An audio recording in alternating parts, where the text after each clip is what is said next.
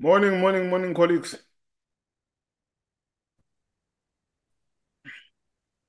Morning. How are you, Nelia? Good From the morning. judges? Good morning, sir. How are you, sir, Lomo? I'm good. I'm good. How are you guys? I'm good, man. Can you hear me properly? Is my video clear? Properly, sounding loud and clear. Excellent. And the video is clear, ne? The video is also clear. Labule. Your Thank face is also clear. you. All right. Thank you so much. Yeah, Nelia was also very clear. Nelia, you're also O- clear. Okay, thank you. Yeah, your I was glasses are also very clear. More, Nelia. All right. No, thank morning. you very much, guys. All the best. Eh? Thanks, Thank brother. you. All right, Thank cheers. you. Okay, bye.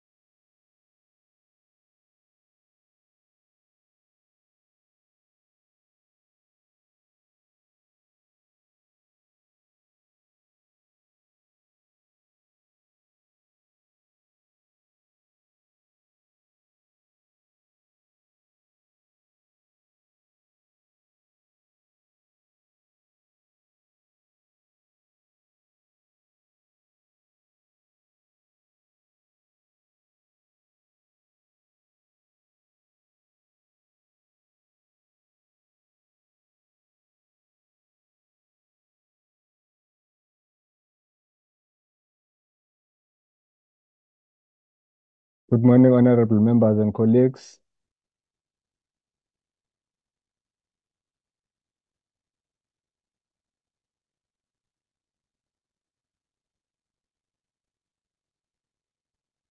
Good morning. Recording in progress. Sorry, okay. Honorable members and colleagues, I would like to apologize for the chairperson. The chairperson is running late, but she will join the meeting anytime from now. So may you please bear with me and wait for the chairperson. Thank you. Hello, Chair.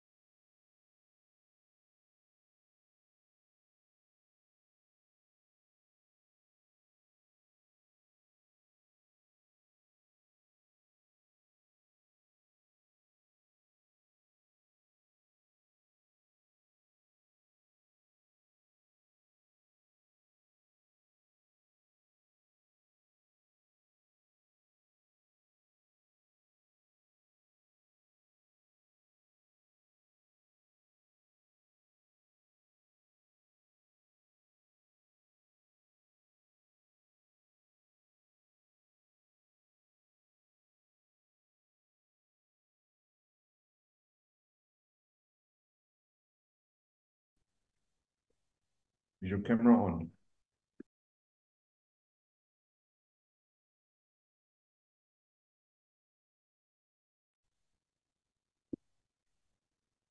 Good morning, colleagues and everybody on the platform. I thought I would be late, Mr. Nodada, and requested that you render my apology, but I seem to be on time. Mr. Nodada, am I audible? This is audible. I can hear you properly, sir. Thank you. May I check with your good self that do we have all the invitees to the meeting and do we have enough members to can begin with our meeting? Yes, Chairperson, we do. I would also like to inform you I've just accepted Deputy Minister Masondo in the meeting, Chairperson. If you may wish to welcome him. Thank you, Chair. Thank you very much, honorable members on the platform. Honorable Deputy Minister, welcome to the meeting. I wish to greet all the members of the committee, the Parliamentary Budget Office, our staff, and the public and other stakeholders that might be present in our meeting today. Honorable members, we can remember that in the past week, we had an engagement with the National Treasury, as well as the FFC to engage on the bill before us. So the objective of today's meeting is just to receive an input and analysis of the Parliamentary Budget Office, which was established in terms of Section 15 of the Money Bills and Related Matters Act of 2009 as it was amended in 2018, to provide independent, objective, and professional advice to Parliament on budget and other money bills. It is important for members to also be reminded that once again, the PBO is not here as an executive, but as one of our key holders. Remember in our previous meeting or last week, we had FFC as one of our stakeholders. So today we've invited another stakeholder just to come and empower us on how to better understand the intricacies around the appropriation bill that is before us. Therefore, members must not fall into a trap of wanting to interrogate or playing oversight on the BPO, thinking that they are an executive. The most important thing is for us to understand that they are here as one of our stakeholders to offer us assistance and to give us information. Therefore, this is not an oversight meeting, colleagues. Rather, we are going to have a consultative meeting with the PBO and as our stakeholders as required by the Act. And before giving the opportunity to PBO, because this is a lengthy meeting than all the other meetings that we had previously, I'm going to request Mr. Nodada to round up introduction of members and then give the PBO space to introduce their members. Then I will immediately give to the Deputy Minister to have his opening remarks, then allow presenters to start presenting. Over to you, Mr. Nodada.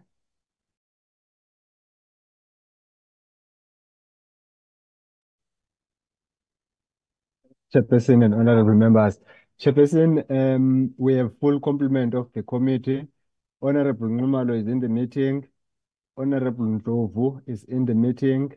Honorable Ryder is in the meeting. Honorable Swartz is in the meeting. Honorable Brits is in the meeting. Honorable Majola is in the meeting. Honorable Siwesa is in the meeting. And let me just filter Honorable Khatebe. Okay, Honorable Khatebe has not joined the meeting yet, Chairperson, but we did not receive an apology from his office. Thank you, Chair. An apology for Honorable Khadebe will be noted, as we heard yesterday in the sitting, that he's booked off due to health issues and he will return to his duties on the 5th of August. Let's note that, members, and wish him a speedy recovery. I'm now going to request that the director of the PBO introduces the members that he has brought to the committee. And I'm also going to request that as the introduction happens, those that will be introduced may open their videos, and members will later open their videos when they make their submissions, for all of us to familiarize ourselves with each and everyone's faces. Thank you very much. Good morning, Chair and honorable members. Thank you so much for the opportunity. My name is Dumisani Janchis. I'm the Director of Parliamentary Budget Office. I'm with the team here. I'll ask them to introduce themselves quite quickly and we'll interact further with the committee next week in the inductions. Thank you so much for the opportunity to present in this regard. I'll start with Siraj. Come through, Siraj. Thank you, Honorable Chair, members. My name is Siraj Mohammed. I'm the Deputy Director for Economics in the PBO. Thank you, Siraj. Nelia. Morning, members. I'm Nelia Orlandi. I'm the Deputy Director for Policy in the PBO. Thank you so much. Kagiso. Good morning, honorable members. My name is Kagiso Mamabolo. I'm the Economic Analyst at the PBO. Thank you so much. Mukundi, I'm going to follow the list on the line here. Mukundi. Good morning, honorable members. I'm Dr. Mukundi Mapangwa. I'm the financial analyst within the PBO. Thank you. Thank you. Sepo. Good morning, honorable members. My name is Tshepo Moloi. I'm an economic analyst at the PBO. Thank you. Thank you, Tshepo. Siwe. Good morning, honorable members. My name is Busi Sibeko, and I'm a public finance analyst at the PBO. Thank you. Mapula. Good morning, honorable members. My name is Mapula Sekatane. I'm a policy analyst at the PBO. Thank you. Thank you, Mapula. Lwazikazi.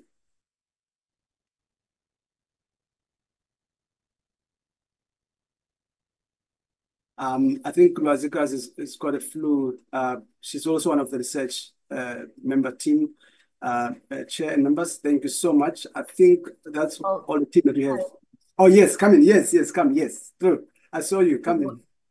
Good morning, members. My name is Lwazikazi Ntinzi, and I'm a researcher at the PBO. Thank you so much. I don't think I forgot anybody. I don't see Stembiso here, but thank you so much, Chair. We're happy to also engage with the members. Thank you so much.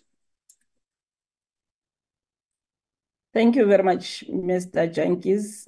Before giving yourself an opportunity to present, maybe members are asking themselves, why am I smiling this much? Looking at you making a presentation before us, it is basically, members, on a lighter note, that we grew up together. He is my homeboy. We are from the same area, 3 streets away from each other. Here we are meeting again in Parliament after a very long time. Thank you and welcome to your team, Mr. Jantjies. I'm going to give to the Deputy Minister for his opening remarks for this meeting, and then we'll give back to you, Mr. Jantjies, to start with the presentation. Thank you very much. Honorable Minister, over to you.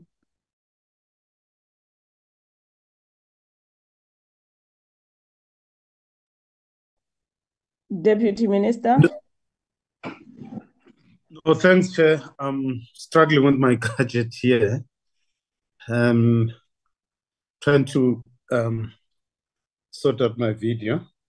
But Chair, I think we largely here to listen, provide clarity where we have to. We just assume that colleagues have gone through all the presentations. I also see that the Parliamentary Budget Office has also prepared very good inputs to enable us to deliberate on the appropriation bill. So I will intervene as and when required, but please do bear with me, Chair, that at 11:30, I'm supposed to be somewhere, so I won't be with you throughout the meeting. So my apologies for that, but thank you very much for this opportunity to enable us to join this meeting. I thank you. Thank you. Thank you very much, Honorable Deputy Minister, and I'm going to request that you indicate maybe before you leave the platform, so that if there's anything that members would like to raise with you, they do so before you get out of the meeting. Honorable members, I am going to request also that we take all the presentations for today. Just make notes of every presentation that you get, so that at the end of all presentations, members will be given an opportunity to raise their questions. Thank you very much. And I'm going to request that members, even when we ask questions or when we make notes, let's also note on who the question will be forwarded to for easier reference. Thank you very much. I'm going to hand over to Mr. Jantjies to start with the presentation. Thank you so much, Chairperson, and good morning once more to members. And let me also take the opportunity to greet the Deputy Minister and Treasury colleagues and all our colleagues on the platform. This is our presentation. I'll give a quick opening remarks, and I'll come in back to give some of the concluding remarks about our presentation. This is our inaugural briefing to this committee, and I'd like to emphasize that we really look forward to supporting this committee as per the Act. And thank you so much, Chair, for summarizing my first slides for me there. And really thank once more the opportunity for us to give this input in this regard. Next slide, Raj. This is the overview of the slides. I think just a quick overview, our presentation or our view, our approach, Chair and members, is really captured in a way that we first provide a context from which the budget is presented. We look at the service delivery, economic development, and the situation analysis within the state that the budget is presented. And once we do that, after we've done that, we give an overview of the budget and some of the key issues for consideration by the committee. So this outline really serves within that context. Next slide, Raj. The aim is really to empower the members with some of the key issues that are impacted by budget and how the budget improves on these issues, or how the budget more needs to be done for the budget to be able to improve the situation as set out. I won't go through the slides, but I think the benefit of the members, as well as I mentioned, the chair summarized quite nicely. The office itself, yes, established by Parliament to support these committees in their process of oversight of money bills and any related matters. The Act does provide clear governance framework. We'll unpack this quite in detail later next week. But also there's a very clear empowerment by the Act to get information as the committee requires, and there's a very clear sense of how we go about doing our work. And also to emphasize that the chairperson of this committee and other finance cluster chairpersons, including the House chairpersons on the platform, they do play an important role in as a governing oversight board on the office as well. But we can unpack this more detail in the induction session next week. Next slide, Siraj. As I mentioned earlier, Chair, our view, our approach to budget analysis, particularly looking at the spending in this regard, is to really provide a very situation analysis within the context of which the budget is presented in. And our view is to analyze whether how far the budget presented address these concerns or some of the issues coming out.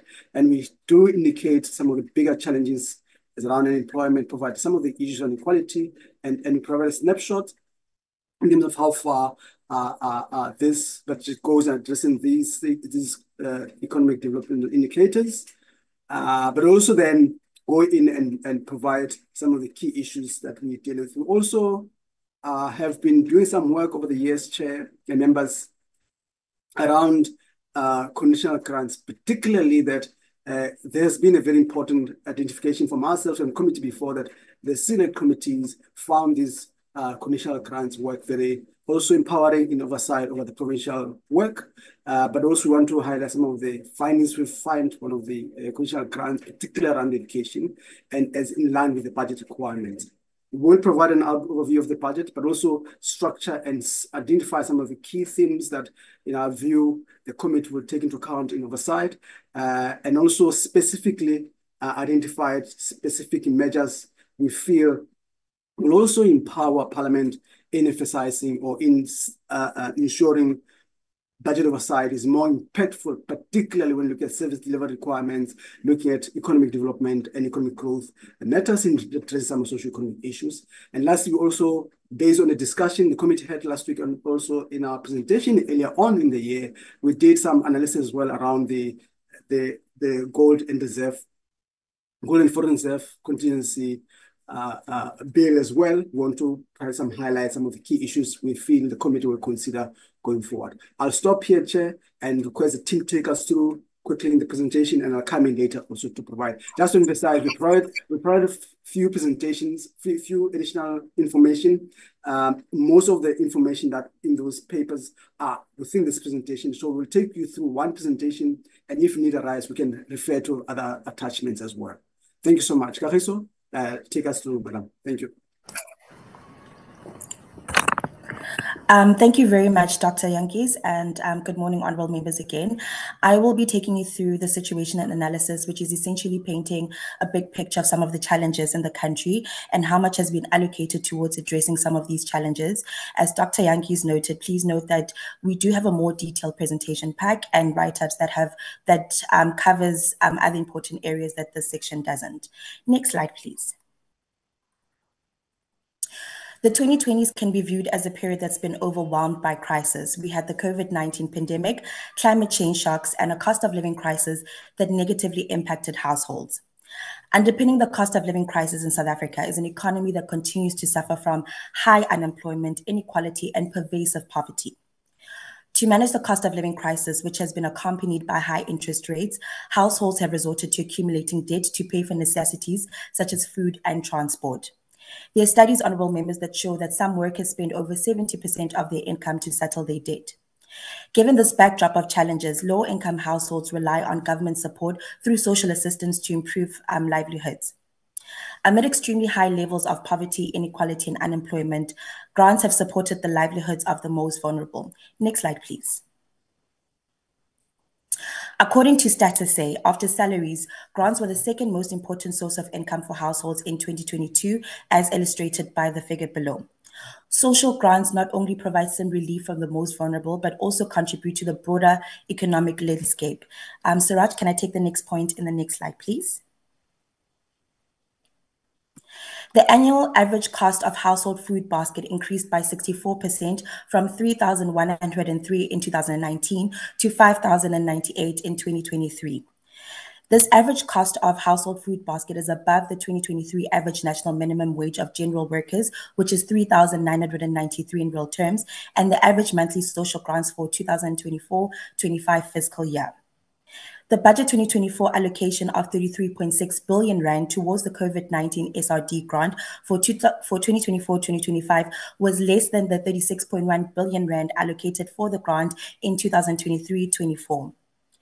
The monthly social grants of 370 rand falls short of the inflation-adjusted national poverty line, which stands at 760 rand per person. Next slide, please. With the number of people who experience hunger increasing from 6.5 million in 2018 to 7.8 million in 2022, social grants have contributed to improving food security for millions of poor individuals. It's worth noting, honorable members, that the right of access to sufficient food is a constitutionally entrenched socioeconomic right. However, the 2024 budget allocated only 1 year of funding for the SRD grant, which creates uncertainty and insecurity for millions of households. Next slide, please. The extreme levels of structural unemployment inequality has depleted the resilience of majority of the population. Notably, South Africa's average annual unemployment rate increased from 27.1% in 2018 to 32.4% in 2023. A closer analysis of the quarterly figures shows that in the first quarter of 2024, unemployment reached 32.9%. Youth unemployment has been described as a ticking time bomb in South Africa due to its obscenely high rates. The youth unemployment rate grew from 44.3% in the fourth quarter of 2023 to 45.5% in the first quarter of 2024. This, honorable members, translates to 4.9 million unemployed youth. Honorable members, this escalation underscores the urgent need for effective interventions. One of the measures that could be implemented include the introduction of basic income grant, which would instill a level of income certainty and empower young people to plan over the long term. Next slide, please.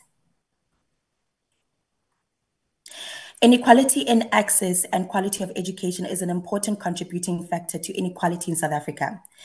This disparity in educational opportunities is evident at all levels of education, but especially evident during the transition to tertiary education. Although notable progress has been made in broadening access to education, intense disparities still exist. According to Stats SA, enrollment at higher education institutions for persons aged 18 to 29 was most common amongst Indian Asian population group and white population group in 2022, as shown by the graph on the right. By comparison, 5.2% of colored population group and 5.5% of the Black population group were enrolled in institutions of higher learning. In the 2024 budget, of the 480.6 billion rand allocated to learning and culture, 30% of this funding is directed towards post-school education and training. In terms of justice and social protection services, South Africa had a 6% increase in violent crime between 2018 and 2022, as reported by the South African Police Service crime statistics. The latest ratio of police officers to population is 1 police officer to every 417 citizens. Although it's not noted on this slide, but important to mention, what we did observe in the 2024 budget is that it did not address the specific allocations for the implementation of the National Strategic Plan on Gender-Based Violence and Femicide. This highlights a gap in the targeted funding for this important issue. We do note, honorable members, that after 6 years of engagements with various stakeholders in May, President Cyril Ramaphosa did sign into law the National Council on Gender-Based Violence and Femicide Bill, which at a high level is essentially an oversight coordination institution. However, there are a number of challenges with this legislation, including the lack or the omission of financial resourcing for the pillars that underpin the strategic plan. Next slide, please.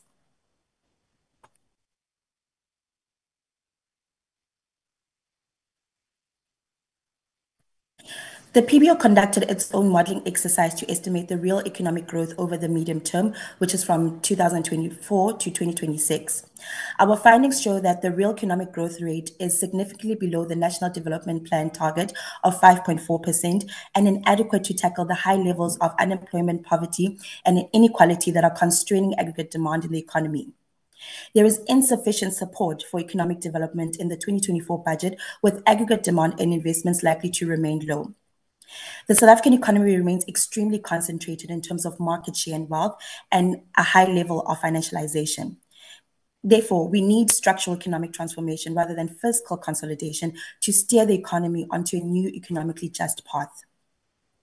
The budget, which can also be viewed as a social contract, could contribute towards achieving inclusive economic growth and fiscal sustainability by directing more resources towards struggling households, public services, and infrastructure development in pursuit of a new demand-led growth trajectory. Next slide, please. South Africa's unemployment and inequality rates have worsened during the period of fiscal consolidation. The PBO is concerned that government focuses on constraining expenditure over the MTF period rather than taking a longer-term perspective on the reduction of unemployment, poverty, and inequality.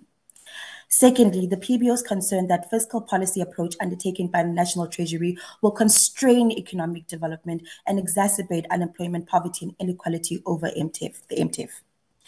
The PBO's projections for unemployment, poverty, and inequality, as shown in the figure above, points to this reality, underscoring the inadequacy of appropriations for social support for the most vulnerable in society. This implies that government will lag far behind in reaching the NDP targets by 2026. Moreover, it raises concerns regarding the misalignment between appropriations and the developmental objectives that are set out in the NDP. I will now hand over to my colleague. Thank you, Kagiso. Next slide.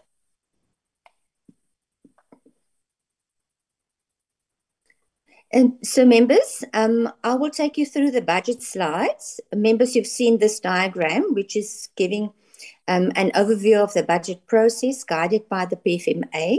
Parliamentary committees are currently considering the Appropriations Bill in the legislative phase. And in terms of the Money Bills Act, next slide.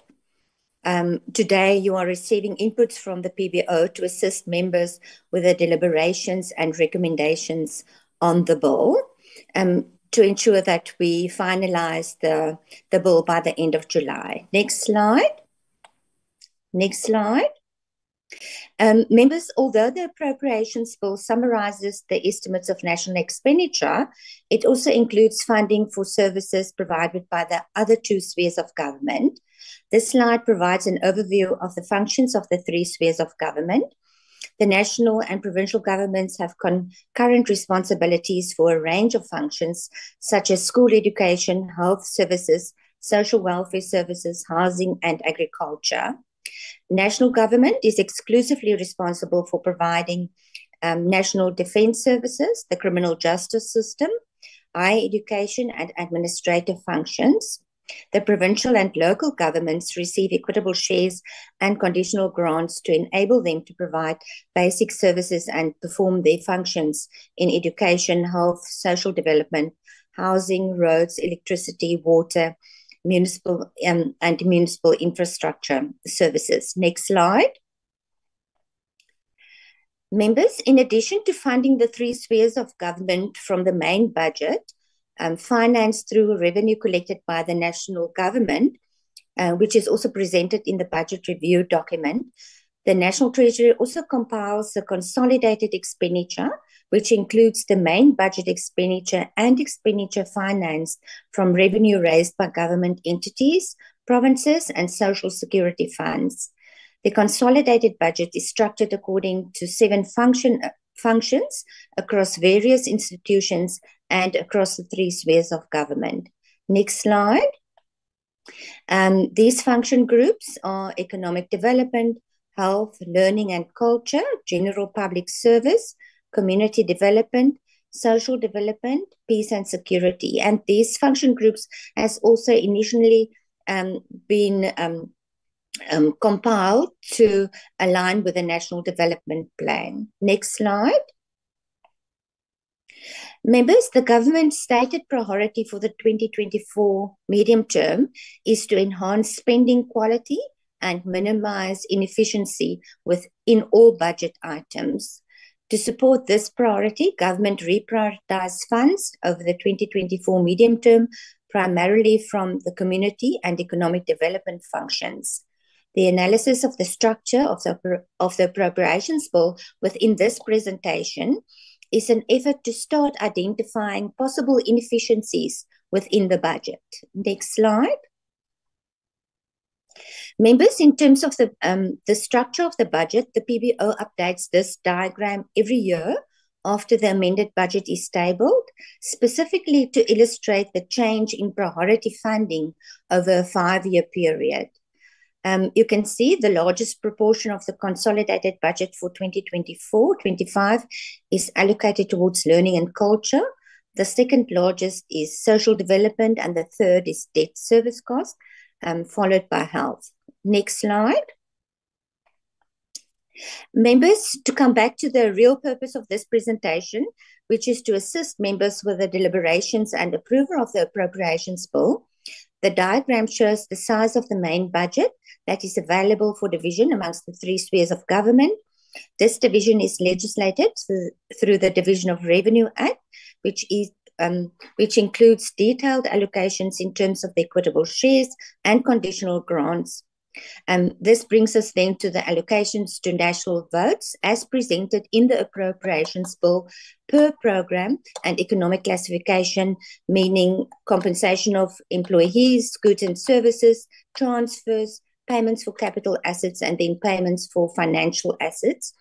And you will see of which transfers are the largest and includes conditional grants, public entities, transfers to public entities, and also the transfers to local government. Next slide. We can skip this slide. Members, for our first engagement, I thought it might be useful to show the entire Appropriations Bill for members to get an idea of the content of the bill and to compare the size of the different departments and the basic structure of the different departments depending on the way they perform their business. For example, cooperative governance, the largest allocation is for transfers to the local government equitable share to municipalities. But then the allocation towards compensation of employees is less than expected if this department is required to do oversight of the expenditure on these large transfers. The amount for goods and services are high in comparison to the compensation. So due to, amongst others, spending on this allocation for goods and services also include expenditure on consultants. Members, it is always good to familiarize oneself with payments for financial assets, which in this case is allocated to purchase equity in the African Development Bank. There's an amount of 850 million. And on the next slide, there is a 204 million allocation for civil aviation. Next slide. Okay, this slide is fine. This is the remainder of the departments. The largest allocation is towards the police, of which COE is the main cost driver. This makes sense in terms of the operations, but then members, they also have an allocation for capital assets, and further hearings might provide more clarity on this allocation and if expenditure will be efficient and effective to provide a conducive environment for the police with the required equipment to provide services to the public. Due to time constraints, it is not possible to discuss each department in this meeting, but in terms of the bottom line, the total national appropriations of 1,103 billion, of which is compensation amounts to 18.4% of the total amount, goods and services 7.2%, and the total transfers and subsidies amounts to 73%. Next slide. The table shows the department that spend more than 50% of their budget on compensation of employees. You will note that it is mainly the smaller departments, except for correctional services, defense, and the police services. Next slide. The table shows the departments with appropriations less than 0.1% of the total national allocation. So these are the smaller departments. All but 4 of these departments spend more than 50% on COE. And in addition, 5 of these small departments also have entities that provide services on their behalf. And in most instances, the smaller departments also spend a higher proportion of their budgets on administration. Next slide. This table shows the departments that transfer more than 50% of their budgets to other institutions. It also shows the percentage that these departments spend on COE and goods and services. The question that one should ask is whether these departments have the capacity to monitor the efficiency and effectiveness of the use of these transferred funds.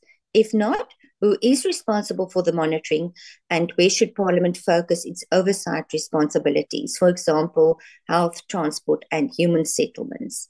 Next slide. These 2 tables show the transfers in the form of conditional grants per national department. These departments are also responsible for the administration of these grants and should report on the implementation of these grants, not just in terms of expenditure, but also in terms of the non-financial performance on these grants. The largest transfers are for basic education, health, human settlements, and transport. The PBO provides detailed monitoring reports on these conditional grants annually. The document on basic education has been finalized and has also been circulated to members yesterday. Next slide. The slide provides a summary of the performance on the 2 largest education grants. These 2 grants have spent the allocated amounts, while performance on the outputs has declined over time. The education infrastructure grant, in addition to water, sanitation, and electricity projects, new schools were also constructed. These numbers indicate that 38 schools have not been completed between 2020 and 2022-23. In terms of the National School Nutrition Program, 21,189 schools participated in 2020, 20,497 schools in 2021, and 20,538 in 2022.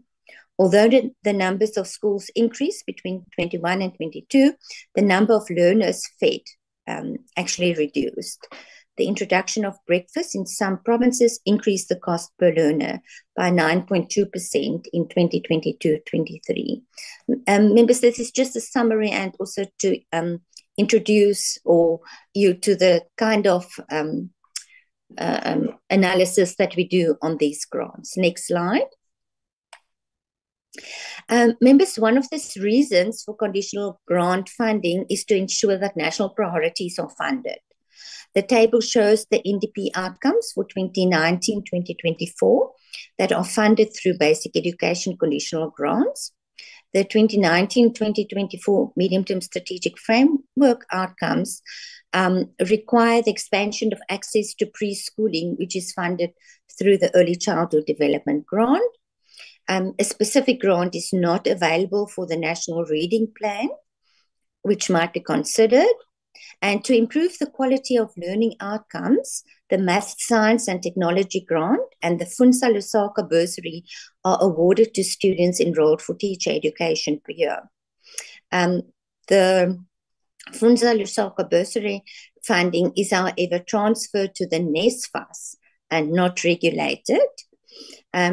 Transforming this into a grant might improve the outcomes that is required for the NDP.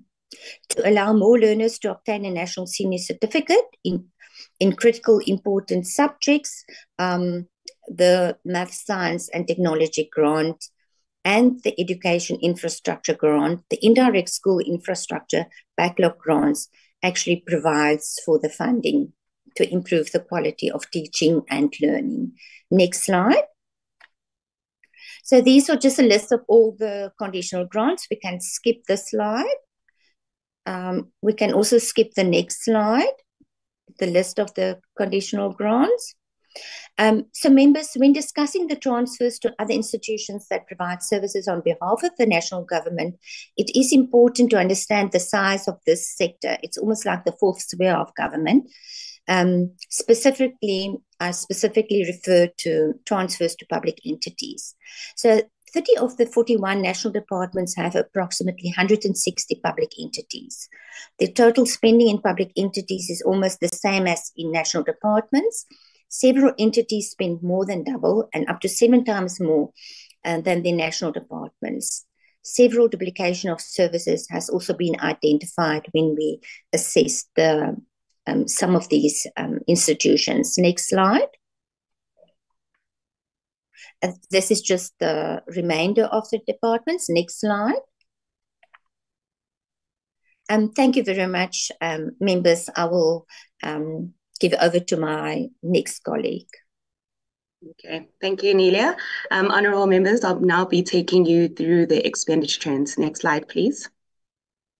So as mentioned earlier, one of government's core values, or rather what they're trying to achieve through the upcoming budgets, is what they prioritize as efficiency. So there are a number of initiatives that government has introduced, and one of them being the rationalization of entities. And so it is anticipated, or government anticipates, to reduce the number of provincial and national entities from 281 to 264 entities. Not only that, government is also interested in rationalization, particularly focusing at standardizing salary levels, specifically on executive management level. As many of our documents, particularly coming from the policy cluster at the PBO, have shown, there's poor coordination between different programs within departments and between departments. For example, there's continuous underspending on agricultural conditional grants, specifically projects that are created to support beneficiaries of land reform. Nelia's already highlighted some issues with the grants, as mentioned earlier, on basic education particularly. In the 2024 budget, an amount of 7.4 billion is set aside for the presidential employment initiatives. Just to highlight here that a bulk of it, 4 billion, will be made available for hiring more teachers' assistants. But what we ask about is whether that will come from, or whether there's been a reprioritization from the presidential employment initiative. Next slide, please. In terms of other efficiency and effectiveness or considerations, an amount of 1.1 billion is reprioritized towards the Social Employment Fund.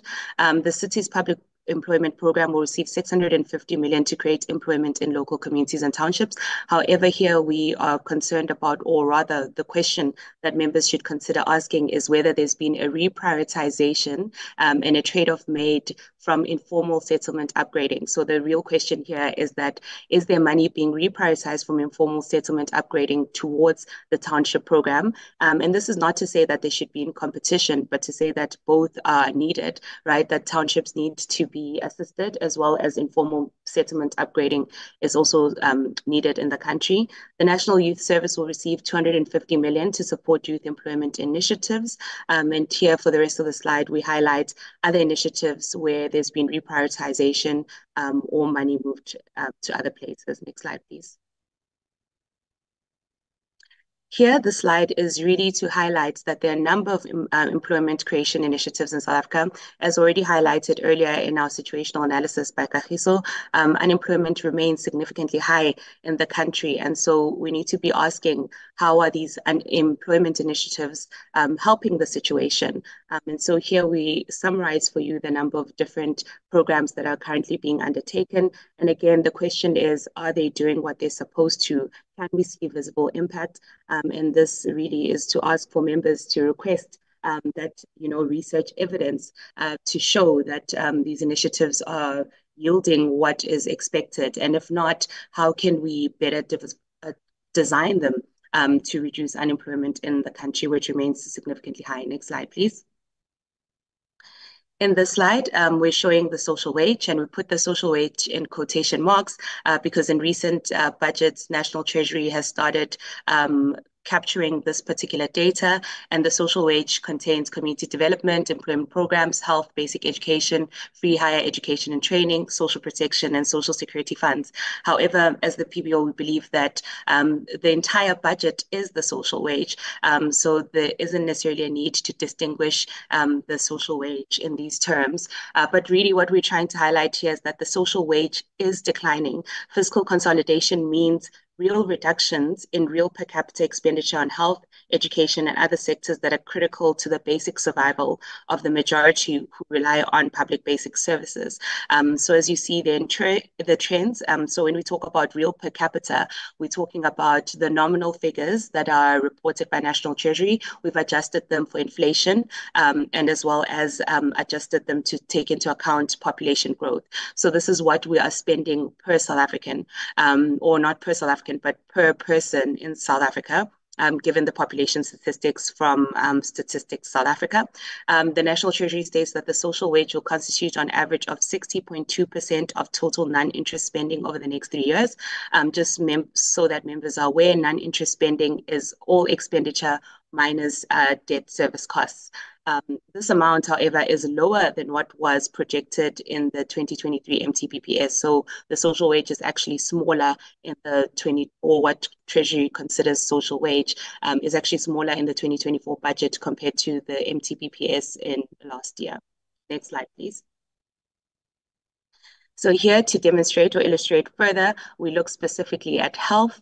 And as you can see, real per capita expenditure on health is declining over the medium term.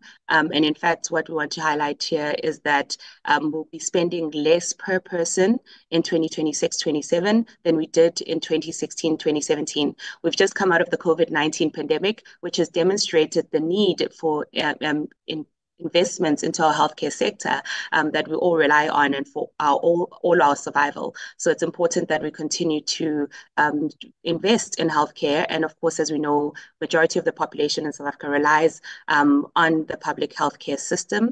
And then additionally, without real increases to funding of health, the healthcare system in South Africa will remain overstretched, highly unequal, and severely underfunded. In the budget itself, National Treasury does say that the healthcare spending grows slower than inflation. So, you know, already we know that it's below inflationary increases. Therefore, it is actually reducing in real terms. Next slide, please. In terms of education, the trend is slightly different compared to the medium-term budget in 2023. We are seeing increases this time, and a lot of those increases in the medium term, although you'll notice that it first dips down and then goes up, but the going up of this trend is because there's more resources that are being channeled into the ECD program, which is welcome because we do need early childhood development ECD for children in South Africa. We know that majority of children who are poor in South Africa remain at home, and of course there are great gains made from investing into early childhood development early rather than waiting later. So as you can see here, spending on the early childhood development grant, which you can't see on the graph, but it increases significantly by 24.5% in real terms, which is a significant growth. But again, to remind members that we're coming from a small baseline, so the 24.5% is significant, but it has to be read in relation to where the starting base is. And in terms of spending per learner, as I already said, there are increases. However, we are concerned about the reduction and then the growth. So we must always be looking at the context. Are the numbers continuously going up or are they going down, and therefore the base is lower? So increases don't mean the same as when it is continuously growing. Next slide, please. In terms of the COVID-19 Social Relief of Distress Grant, or now called the Social Relief of Distress Grant, we know that government introduced this in COVID, and then the policies have been amended to provide it past the emergency setting that we had. Initially, the grant was not increased over the last couple of years, and therefore we project on the graph on the right what it means in real terms. So of course, the grant has been eroded by inflation over time. After the budget 2024 was tabled, there was an announcement by the Minister of Finance that there'd be an additional 20 Rand added to the 350 Rand. So ask members, this is a question to be asked about what that means in terms of the total numbers that were actually tabled in the budget, because they should look different given the changes in the amount. The buying power of the SRD, this is at the 350 value, not at the 370 now value. When adjusted for CPI, would only be worth 286 Rand before the adjustment in April. As we know, when the grant was introduced, this is very important, 44 billion was allocated in the 2020 budget to serve 10.5 million people. Just to give members context, the Department of Social Development had said that they were projecting that 10.9 million people would need the grant.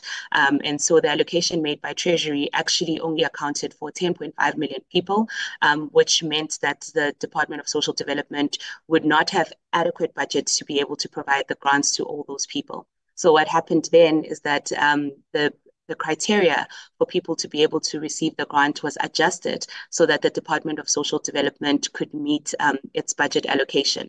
This has led to the exclusion of millions of people from getting the grant, because when the eligibility criteria was amended, it meant that a lot of people now fell out of the threshold.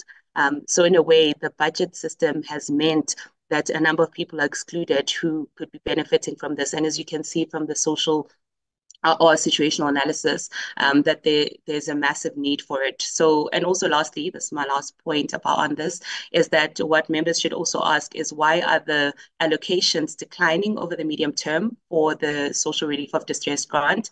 However, the beneficiaries are increasing slightly or not changing. So the question is, what is the alignment between the number of beneficiaries that are projected versus the budgets themselves? That is all from me. I'll now hand over to our director. Thank you so much, colleagues. Chair and members, we also thought, given that is our first meeting with the Select Committee on Appropriations, we should also share some of the areas that we felt could also improve on oversight over times and could also be built in the committee's strategy on oversight in particular. We emphasize the importance of recognizing that the budget is the most important oversight mechanism as Parliament has to really transform our society and economy. So in our strategy, in the strategy of committee of Parliament, should really be with macroeconomic and societal and public finance implications of the budget should always be provided in advance prior to the budget. In particular, when the budget is presented, all these mechanisms or how it impacts these areas, particularly main issues that we have in the country, should also be provided by government in particular. Committees should ensure that information, these committees and other committees, Parliament as a whole should ensure that information on how the budget addresses unemployment, poverty and inequality is also included in the budget proposals prior for it being approved in particular. In this way, the oversight becomes more directed in a sense that Parliament will be able to inquire on specifically the impact of the budget on these developmental indicators or macroeconomic indicators. Parliament must satisfy itself with the alignment between the proposed budget and key policy priorities. That's the work that we've done over the years, where we looked at the policy priorities and whether the budget is aligned to that, and how we ensure that there's a better convergence between the policy priorities and the budget allocation, budget framework in particular. And that's very important area, because if you have divergence in the two, you're not going to realize your priorities. So it's important that committees and Parliament consider these as part of oversight. There's also another mechanisms in the Money Bills Act that empowers Parliament oversight, which is called a report on budget review and recommendations report. Is a very important tool. I know it doesn't apply a lot from the select perspectives, but it's also an important tool where Parliament can also direct or intervene in terms of where allocation of budget should be, or also because it looks at what has been the government's performance for the past year and which areas may need to require more allocation of funds. And it's a very important tool in our view, because it can also guide Parliament, can also provide some grounds for amending the budget if needed. Right? So it's a very important tool as well. In addition, ensure the sponsors of the budget as we sort out situational analysis, members need to ensure that proper oversight of implementation of the budget is possible, which requires quality of information in the budget documents. We have raised this over the years. Members will remember strategic and annual performance plan needs to be measurable. in a way that it can be, the oversight when look at impact can be done. And also quality of financial and non-financial information is provided in due course, particularly if we're gonna have oversight. In conclusion, next slide to that. In conclusion, members, in summary of the key message from our presentation this morning, we're concerned that the government's performance to achieve National Development Plan targets set out for the next 5 years' time. Therefore, we are concerned that the role of the macroeconomic role of government, including the use of budget, has to be considered if we are going to realize some of these targets. South African households and businesses face severe, several interrelated crises, including cost of living, climate change crisis, at a time when overall resilience of households to these crises and economic growth has been low and declining. Government's economic policies and their budget has to take into account central role of health and resilience of households and business in developing and growing the economy. The greater scrutiny is required on structure of the budget as shown and how it is able to fulfill the developmental mandate of the states. Based on the baseline of the budget proposals, our projections does show that we're falling far below the economic growth. If we're going to use this budget as a baseline, our projections does show that we're falling below the economic growth that we require to develop, to create employment and so on over the years. So we're concerned about that. We're also concerned that in terms of our projections that we're likely to remain below the targets of our unemployment, poverty, inequality over the next 3 years, in particular, using the budget as the baseline, which threw us quite far behind with NDP targets, and will be just 4 years out of the NDP targets. Representation funds is being implemented primarily from equitable share and conditional grants in the community and economic development functions. That's how the bill is set out. Next slide, last slide to that. The funds are generally directed towards other functions groups for largely compensation employees. There's a need to examine public entities, in our view, to address concerns about depreciation functions, efficiency and effectiveness, the quality of performance information made available. I think what we have said over the years that we realize a chunk of the appropriations bill goes to other entities, which our concern has always been, are we able to oversight over those entities? And as a result, we're not able to see the outcomes that we want as a parliament. And there has to be some mechanisms where Parliament is able to oversight over that chunk of the money that goes away with the appropriations bill. Parliament must satisfy itself with the alignment between the proposed budget and national development plans or other policies. Very important. Otherwise, the meaning of the budget become lesser. Macroeconomic and societal and public finance implications of the budget should be considered prior to the approvals. Government has to provide that answer to the Parliament. What are the macroeconomic implications of the budget? How does it impact society? And what are the public finance implications? In all of them together has to be provided. Therefore, the PO also remains concerned about the implications of fiscal consolidation on government performance as well as fiscal stability, given the context of our society and economy where we are, in particular, which we've said in February, we raised the ability of fiscal framework, given the context where the budget is presented in particular.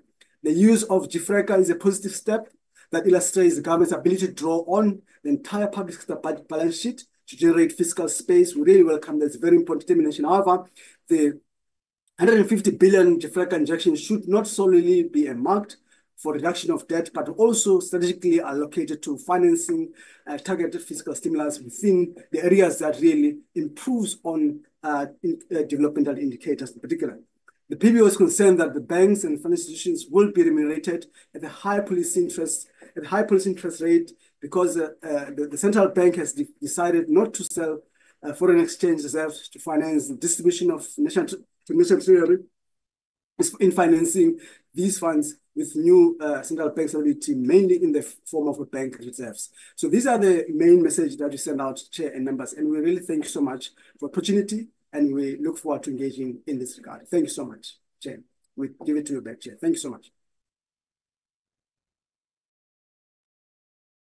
Thank you very much, Mr. Jantjies and the colleagues from the PBO. This is now the time where I open for members can ask questions, deliberate on the presentations, or make their submissions. But before I hand over to the colleagues, there are, I think, 3 questions that I would generally want to be clarified on. Maybe this might not directly come from the presentation, but is for one's general knowledge and for one to equip herself with knowledge on the functions of the PBO. Question number one is that what are the key differences? Maybe from your good selves, you can explain to me what are the key differences between the Section 77 money bill and other types of legislative bills that we have there. The second question will be that in what ways does the PBO ensure its advice and analysis, they are independent, they are objective and professional in assisting the Parliament on their financial matters? And also, we might agree with you that the grant is not inflation linked, including the average cost of the household food basket, which is higher than the current minimum wage according to the PBO. What can be done to address these shortfalls given the current budget deficit and the fact that there are no additional revenues generated by the economy? And what should be the trade-offs in the current expenditure framework to address all these that have been raised? Thank you very much. I will give to Honorable Siwisa, Honorable Ryder, and Honorable Ndlovu. I see Honorable Swart will be the last in that order. Honorable Siwisa. Chair, before you. Okay. Somebody was saying something, Chair. I've noted hand. I'm going to request that everybody will make their submissions when their turn comes. For now, it's yours. The chance is yours, Honorable Siwisa. Okay, thank you, Chair, and good morning to everyone, Chair. I would like to appreciate the presentation. At least now we've got a clear idea as to what are we dealing with. This is just a submission, Chair. I don't think I've got a lot of questions because I don't think the office will be able to give us. Their duty is to do what they are doing now. There's some political questions that they won't be able to. But my submission, Chair, I want to check with the office as to speaking about the high unemployment rate, because the Auditor General's presentation when she did with us is that 8.2 million people are unemployed and are actively looking for work, but they can't find work. Out of those, 42% workable population are not working. So we've got people that are literally looking for jobs, and there are people that have given up to look for jobs.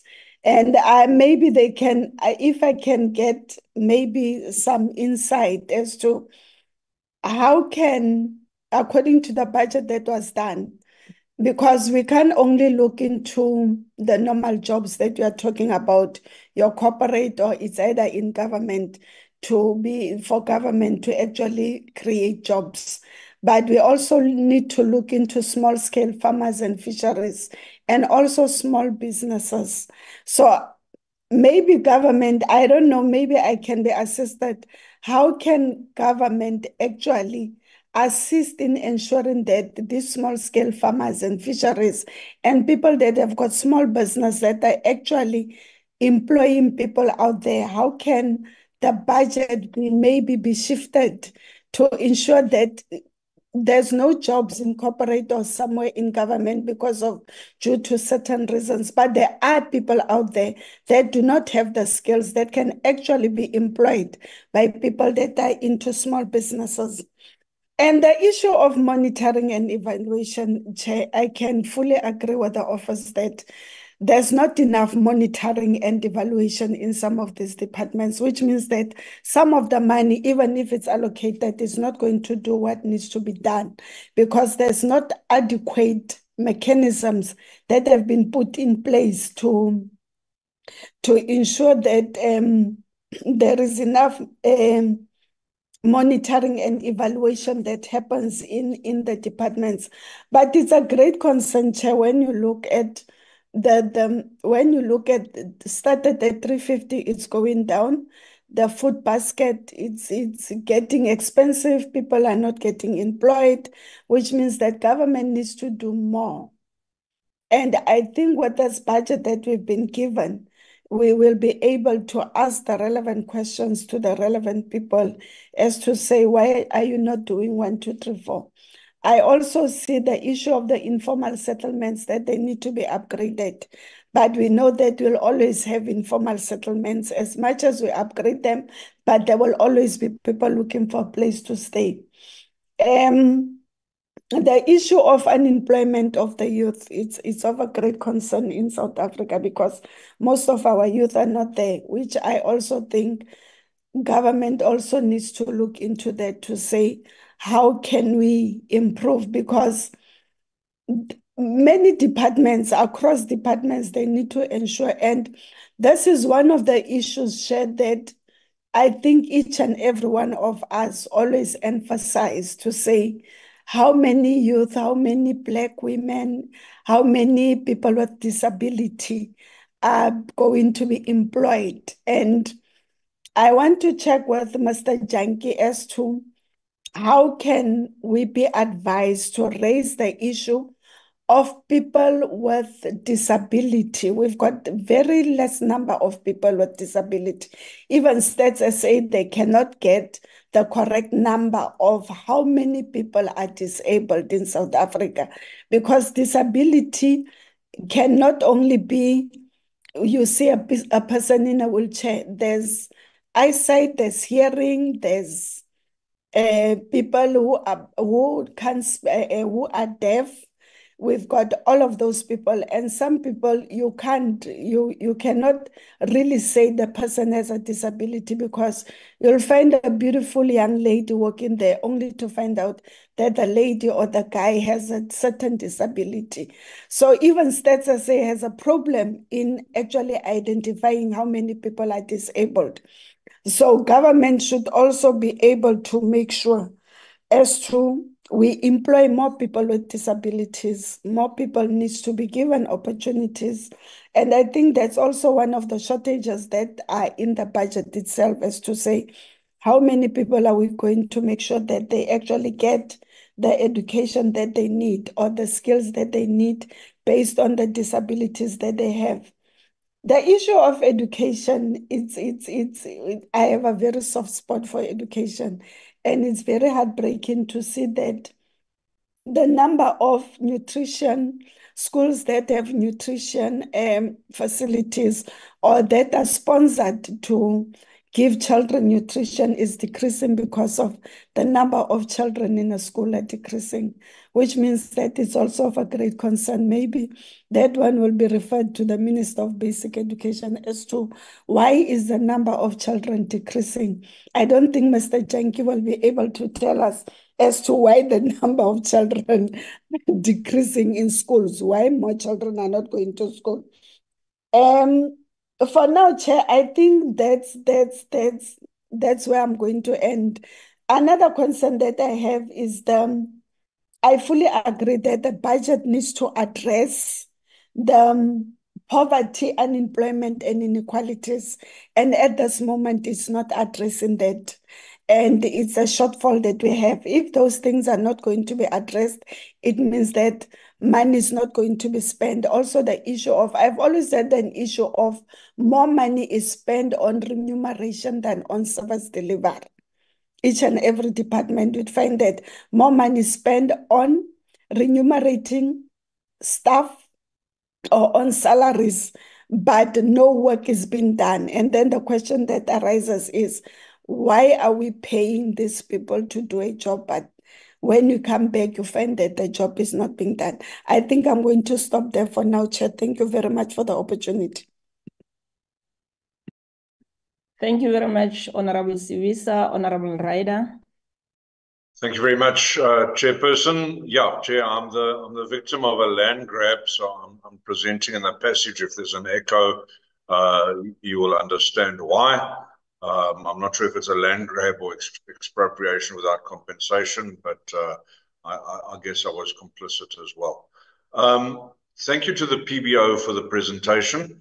It is appreciated. Mine is a very broad and general question, and in fact, perhaps not not aimed at today's deliberation, but something a little bit broader.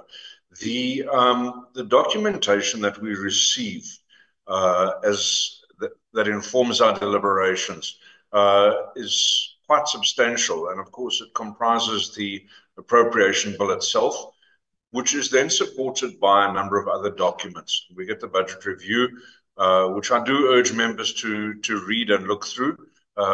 It's a very useful document that positions the budget. However, there's also the big book, the Estimates of National Expenditure, which is a comprehensive breakdown of each department's expenditure. And I really thought that I was interpreting and reading it correctly. And yet there appears to be some parts of it that remain fairly mystical. And I think that the example that I want to pull out now is that if you open up the Estimates of National Expenditure book, you will note that the COGTA budget is shown to be increasing.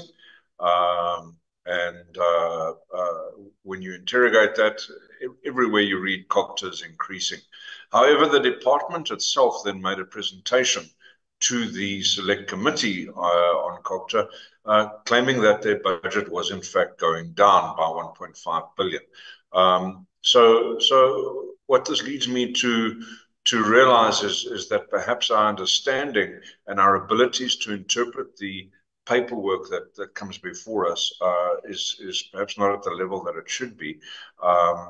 And therefore, I do think that the PBO is probably the right entity, perhaps, to give us a little bit of guidance and teach us a little bit about how to navigate our way through these substantial documents. So receiving the interpretation from the PBO is greatly appreciated. But perhaps, Chair, if we can have a session at some stage where the PBO can give us a few insights into, practically using the various documents to our benefit to help us understand the budget better and empower us to start getting some of the information out ourselves. Now, I don't expect all of us to become budgeting experts down to the level that is required by people in Treasury, to interrogate each and every line item. But I do think a nice overview would be most helpful and beneficial to members in doing our work over the next 5 years. And I believe that an early intervention will be far better than waiting until we are halfway through the term. Thank you very much, Chair.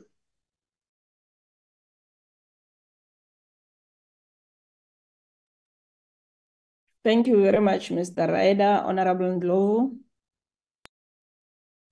Thanks, Chairperson. Let me start by greeting you, Chair, and my colleagues, honorable members, and most importantly, also greet the Deputy Minister, Honorable Masondo, and Honorable Janji and the team. I also want to join Honorable Ryder in indicating that we still need more information about the presentation. We welcome the presentation from Dr. Janji and the team, because it has got lots of information that we'll need to peruse more. But in his presentation, there is also an element of saying we're still gonna have an induction workshop whereby we'll also have to look at what were the challenges as we continue discussing the issue of budget. What will be the issues that we must still focus on? I think also the presentation of Ms. Ibeko, it has got more, intention of saying there is a need for research evidence on issues that need to be corrected, or if there is anything or any oversight that you want to employ, what are the issues that we need to look at? So, Chair, my take is to say we still have to understand more about the PBO, and then let's make sure that in the coming workshop we are also inducted more so that we can be able to understand the other issues. So that, because soon we'll be doing the oversight, and there are lots of things as members are saying. As provinces, we have a lot of discussions that we want to embark on. in terms of the budget. Thanks very much, Chair. Thank you very much, Honorable Ndlovu, Honorable Numalo, then Honorable Swartz. You'll be the last. No, thank you very much, Chair. So my humble greetings to you and also my fellow honorable members present or those who have connected. Chairperson, let me make sure that I welcome the presentation from Dr. Janji and his colleagues. Chairperson, one issue which I want to comment on, and also the Deputy Minister, Honorable Masondo, one thing which I want to comment on is the issue of underspending. In their presentation, they said that there was an underspending on agricultural grant. Chairperson, as much as I'm from a rural province, really, we can't see this thing happening again where we have to underspend. Meanwhile, most of our people, really, they are earning for whatever, especially on agriculture, to make sure that they put food on the table. So it's something that when we do our oversight in the near future, there mustn't be those underspending in terms of giving people grant agriculturally so that they can start whatever commercial farm or whatever, so that they can be able to feed themselves. Chairperson, on the other issue is the issue of informal settlement upgrading, which must be a reprioritization. Chairperson, it's true that most of our people are living in informal settlement. There's no resources there.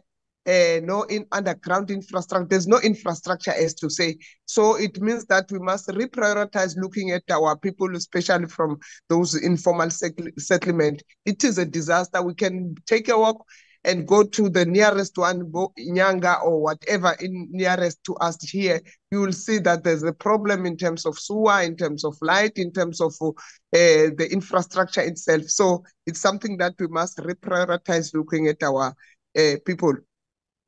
Chair, in terms of monitoring, it's true that we are still far behind in terms of monitoring our project or our department, so to say. So it's something that in this 7th administration, we must make sure that we up our socks in terms of making sure that we do oversight in whatever way so that people can see us as the government that is working. So with this, Chairperson, I think the POB have done their utmost best to make sure that they give us this presentation. Really, it's an eye-opener to make sure that we do more monitoring and be on our heels to make sure that we deliver service that we have promised to our people.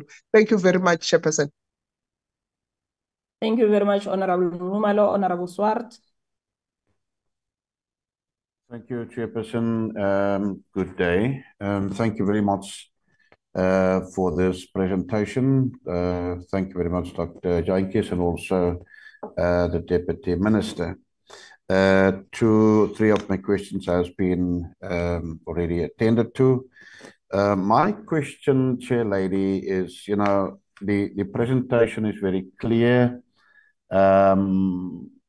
Each and everyone can understand it, but the content of the presentation, and especially what I've heard, and experienced during the President's address and the debate on the address and the responses, and listening to how much money revenue we have to borrow, expensive money that we have to borrow, and the cost of that debt that we have to pay, and the numerous and the challenges that we still experience within our country. Then an ordinary citizen out there would ask us now in the government of unity, is there light in the tunnel for South Africa with all the challenges that we experience in South Africa with the rate of money that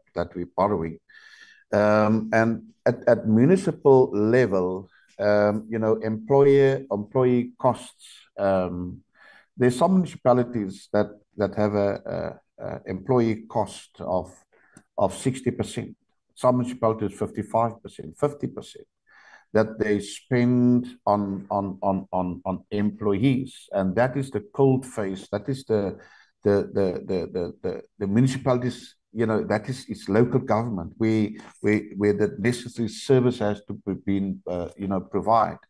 The other question is about the informal settlement upgrading.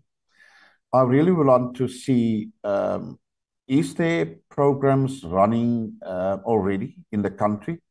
Because where I come from 4 or 5 years ago, you know, we was one of the first municipalities that tabled our report on the upgrading of informal settlements, but nothing up until now has been done.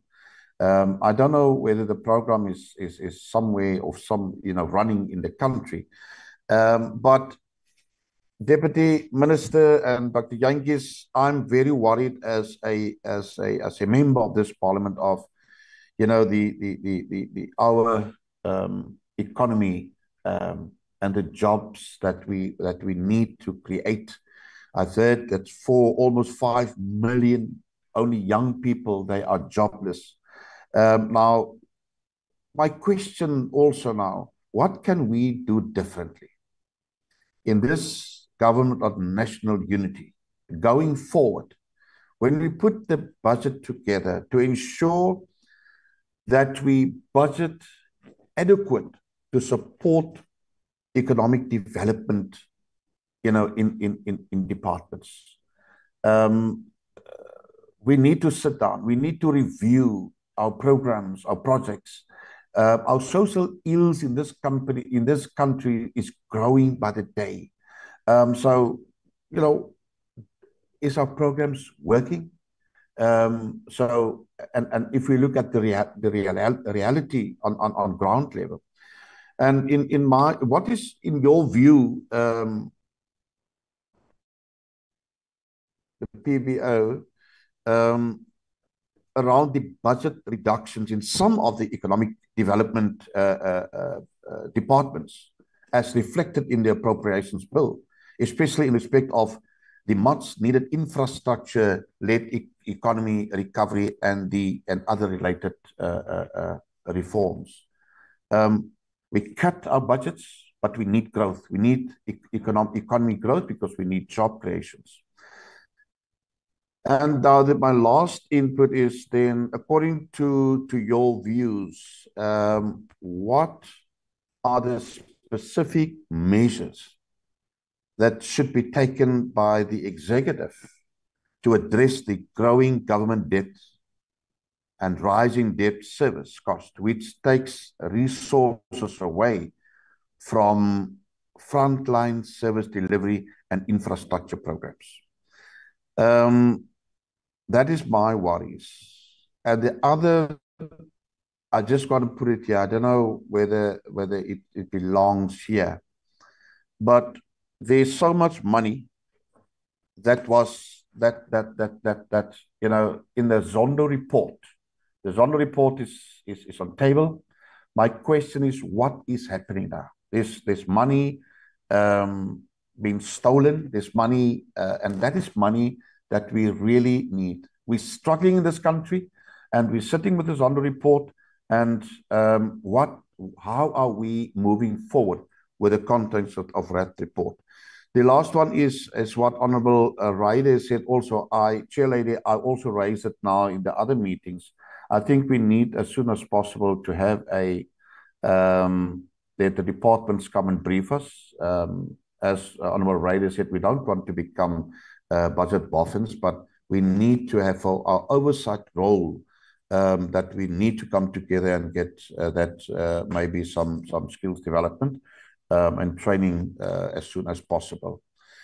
Chair Lady, I think I'm gonna stop there. Thank you very much for this very, very good presentation.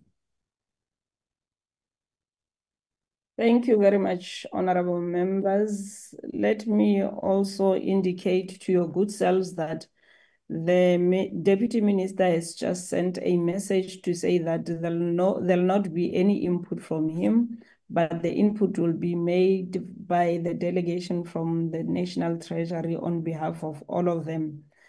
And would also like to indicate that when we started our meeting, I did not indicate the presence of the National Treasury team. I saw Mr. Kurasha on the meeting. I'm sorry for not recognizing the team. You are welcome in the meeting, and I hope that you have been following on the engagements. You will be given an opportunity to say a word or two or to make a submission on behalf of the National Treasury after the PBO have responded to members, and no follow-ups will be raised after the submission of the PBOs. Thank you very much. I'm going to hand over to Mr. Jantjies to try and respond to the submissions made by honorable members. Thank you very much. Thank you so much, Chair and members, and thank you so much for these very helpful questions. Some of them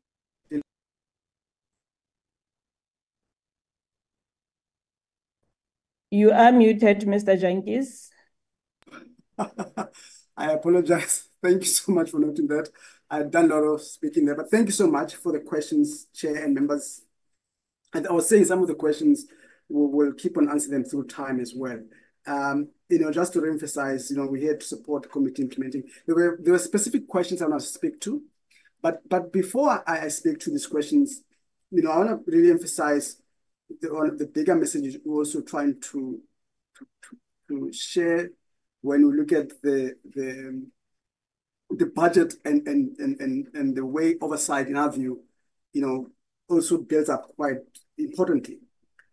In our view, there has to be a very clear long-term development plan strategy. Development strategy set out where government set out clear what we want to achieve over the next 5 years, 10 years, whatever the case might be. And our view is that the budget framework has to be seen in fitting into that strategic plan to say, we want to achieve these 3 priorities. We had the president last week setting out three priorities for the 7th term government, quality government. And I think then the budget has to be fit into that to ensure that that gets realized. And I think our main message is that we've seen a lot of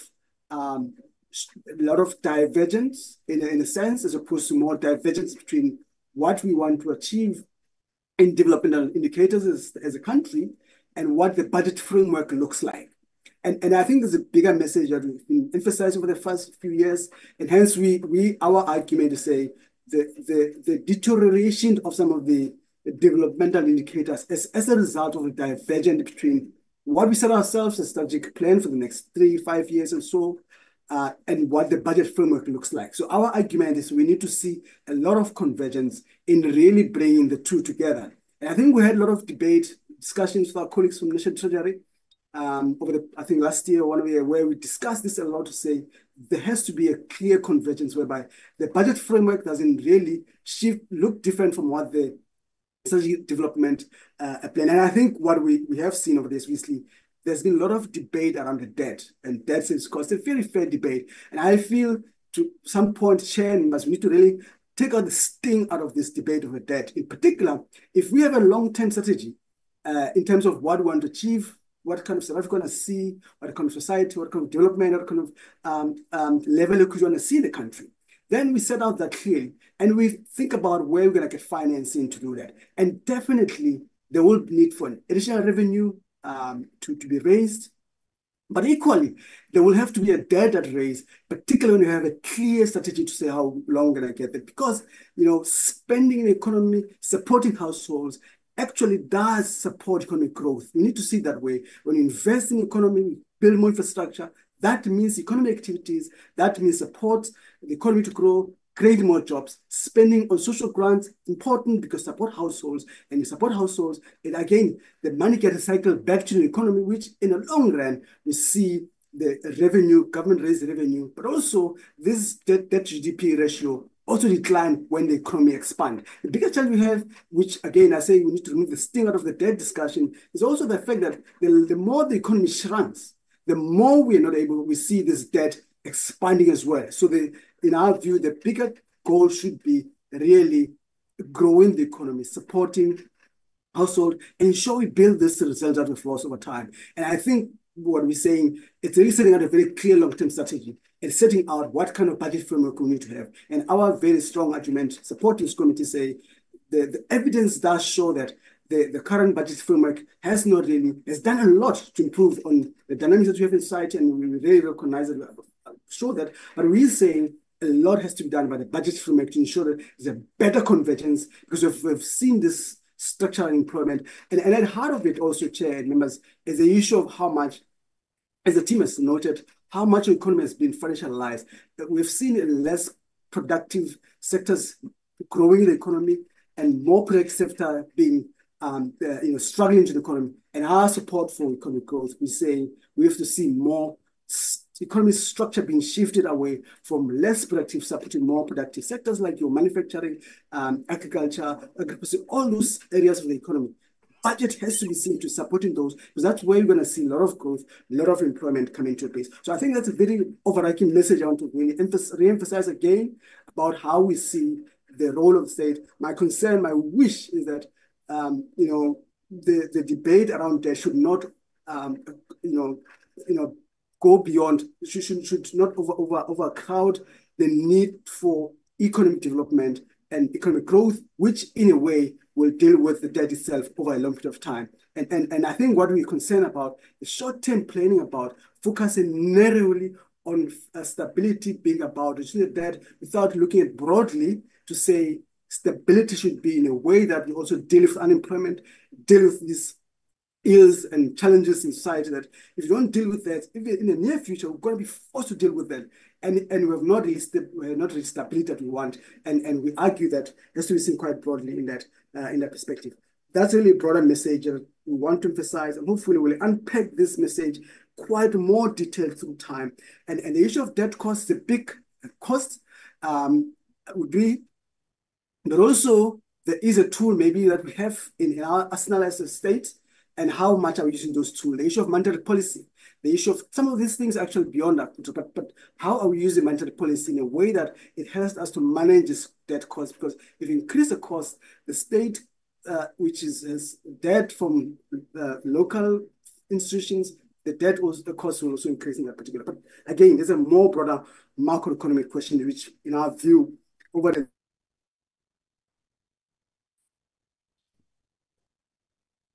You are muted again, Mr. Jantjies.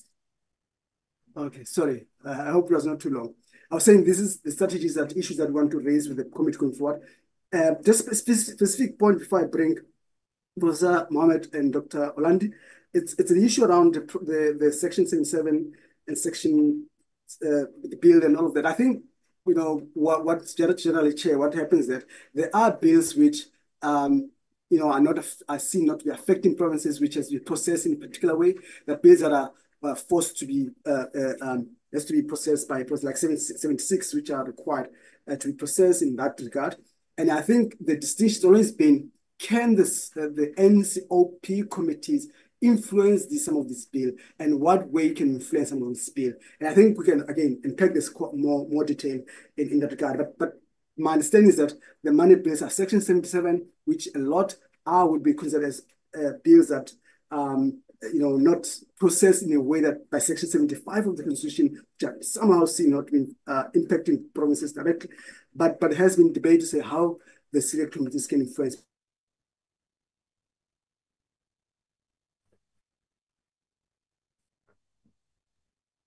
Mr. Jantjies, members did not capture some of the things that you said, maybe in the previous 30 seconds. Yes, now I was saying the issue of the bill, just to say the 77 and 75, it's just an issue of how much the select committees can influence some of this bill, which are at times giving a lot to National Assembly, but they can make recommendations. But I think I was saying we can impact this quite a lot in next stage. The issue of objectivity and advice, again, as I outline how the office structure works at the strategic level, there's a particular way in terms of how the House of Parliament appoint the Director of Policy in a transparent way.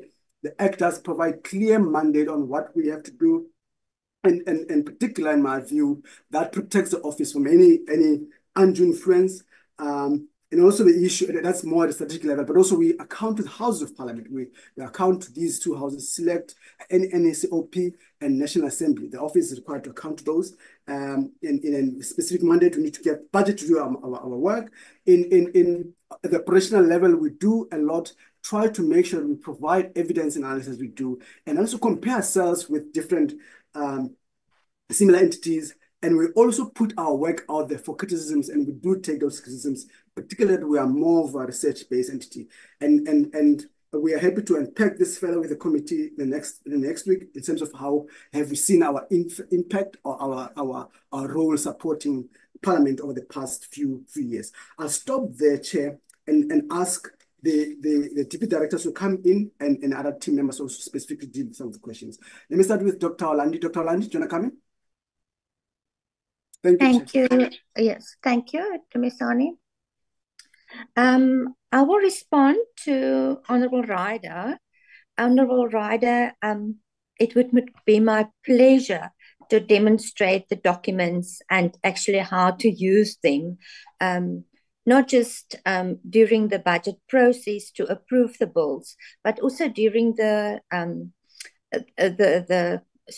course of the financial year, especially in terms of the monitoring. Yes, and members should also remember there's a difference between reductions of budgets over the medium term and the reduction of the current year. At this moment, the appropriation bill only talks about the current financial year. And this was also the purpose why most of the slides that I presented spoke about the proportions of the budget and the structure of the budget. It's not one size fits all. If you have a department that transfer 80% of the budget, so where will your real focus be in terms of your oversight? It might not be just within the national department. And if you do oversight and you want to call on a department to do hearings, it doesn't make sense just to look at the expenditure if a department transfers 80% of the budget, because it's easy to transfer your entire budget.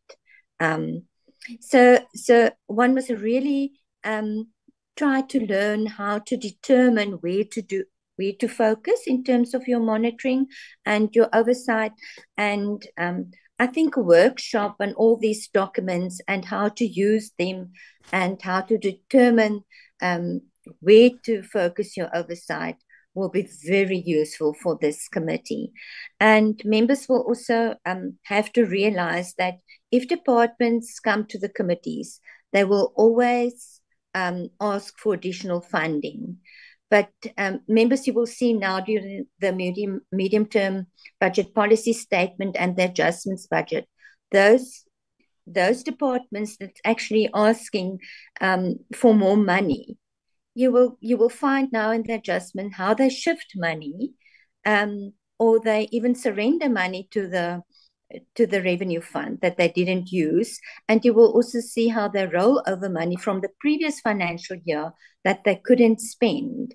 So there's a lot of things that one needs to consider when you do the monitoring on the different departments. There was another question, I think,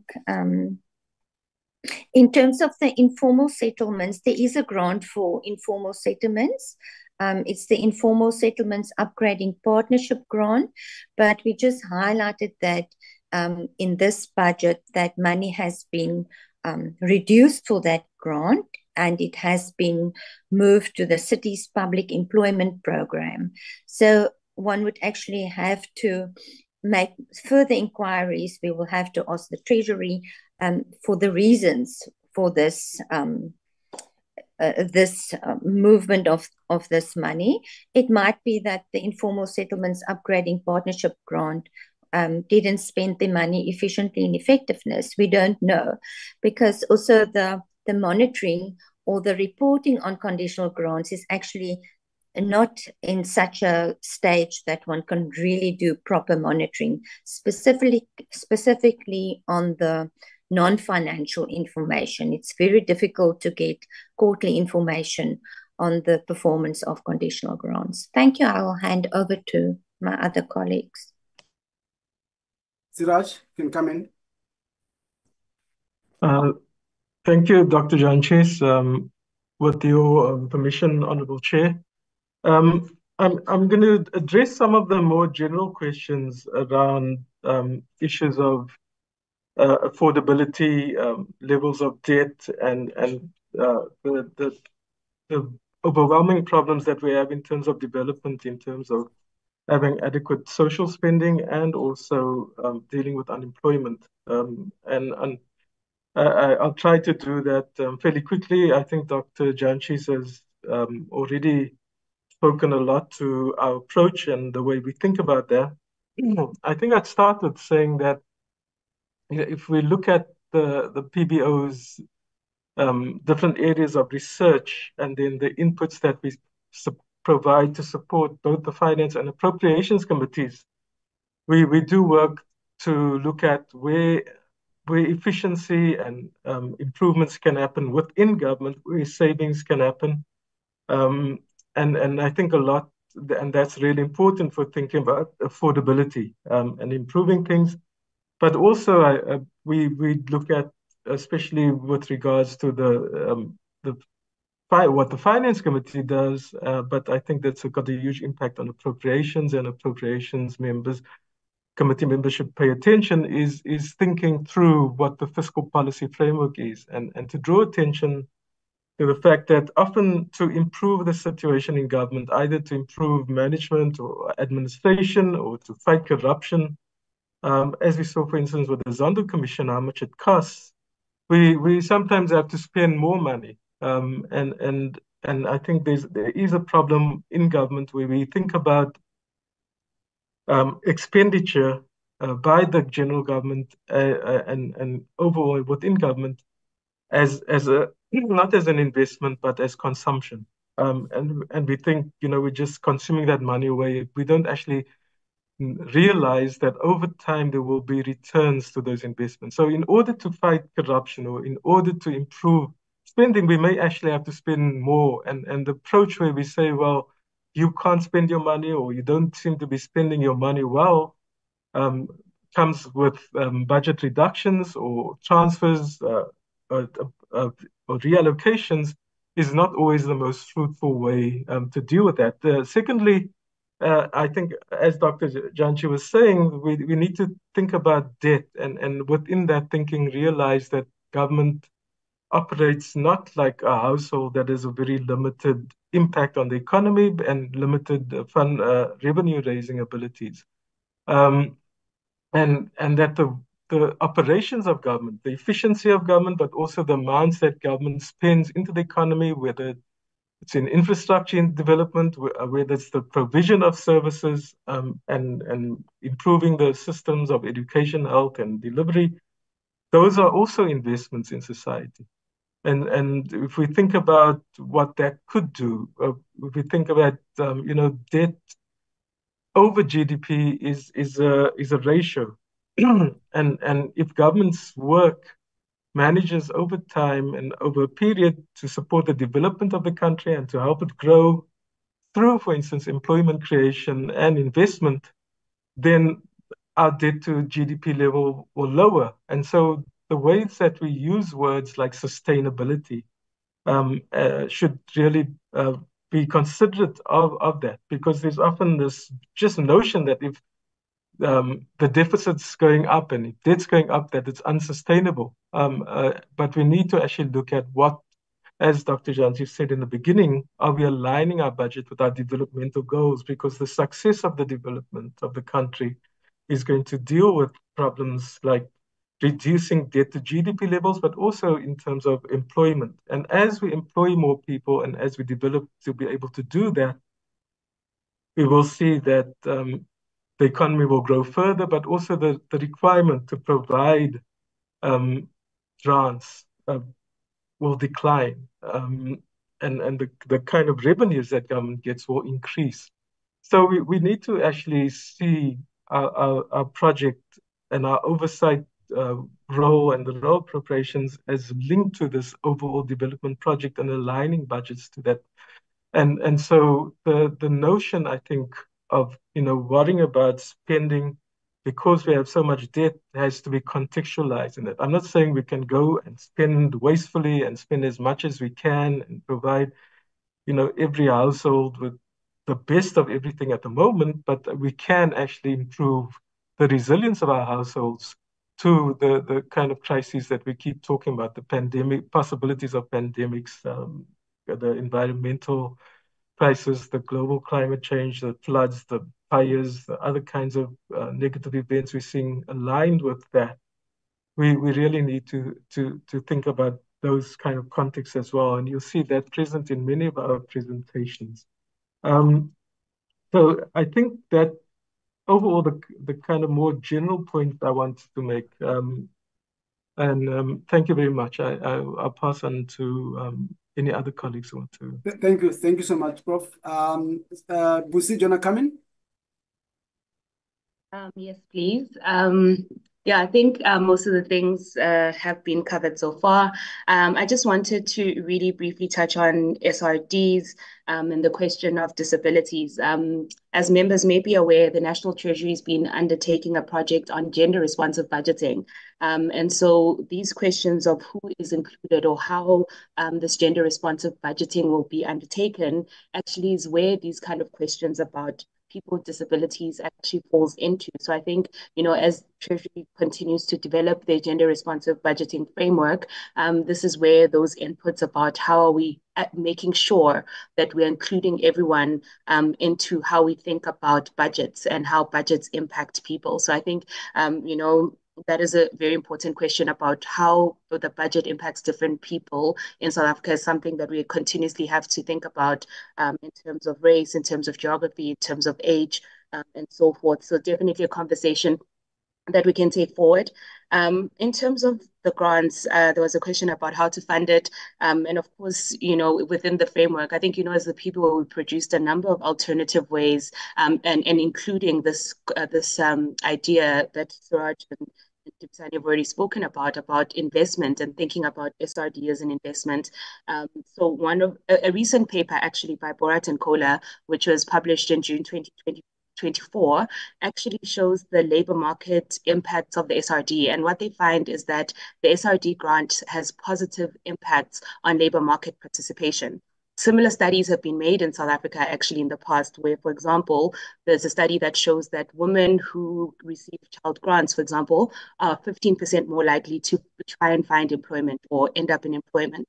So I think we need to think about grants in a broader sense and just not like it ends in the household and it ends, but it has real implications also to think about grants as a way of diversifying household income, right? So not it being the main source, but as a way of diversifying household income, which is important for household resilience. And not just that, I think SRDs for me at the core of it is actually a gender issue, right? So we have women undertaking large proportions of unpaid care work in the household.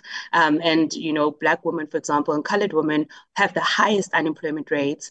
But we also know that majority of children in South Africa live with these women. So when we think about grants, I think it's important that we bring back again those intersections of gender, of race, of who's receiving the grants, what we need to secure for people, and also linking it again to the constitutional right to social assistance. So there's many elements. We've spoken about the developmental goals of the country. We've spoken about the national plan, but again, also just to emphasize that we also need to revert back to as well our constitution, which says that everyone has the right to social assistance. And this is not determined by, age and so forth. Everybody, it says everyone has the right to social assistance. So I think it's important that we also frontline that.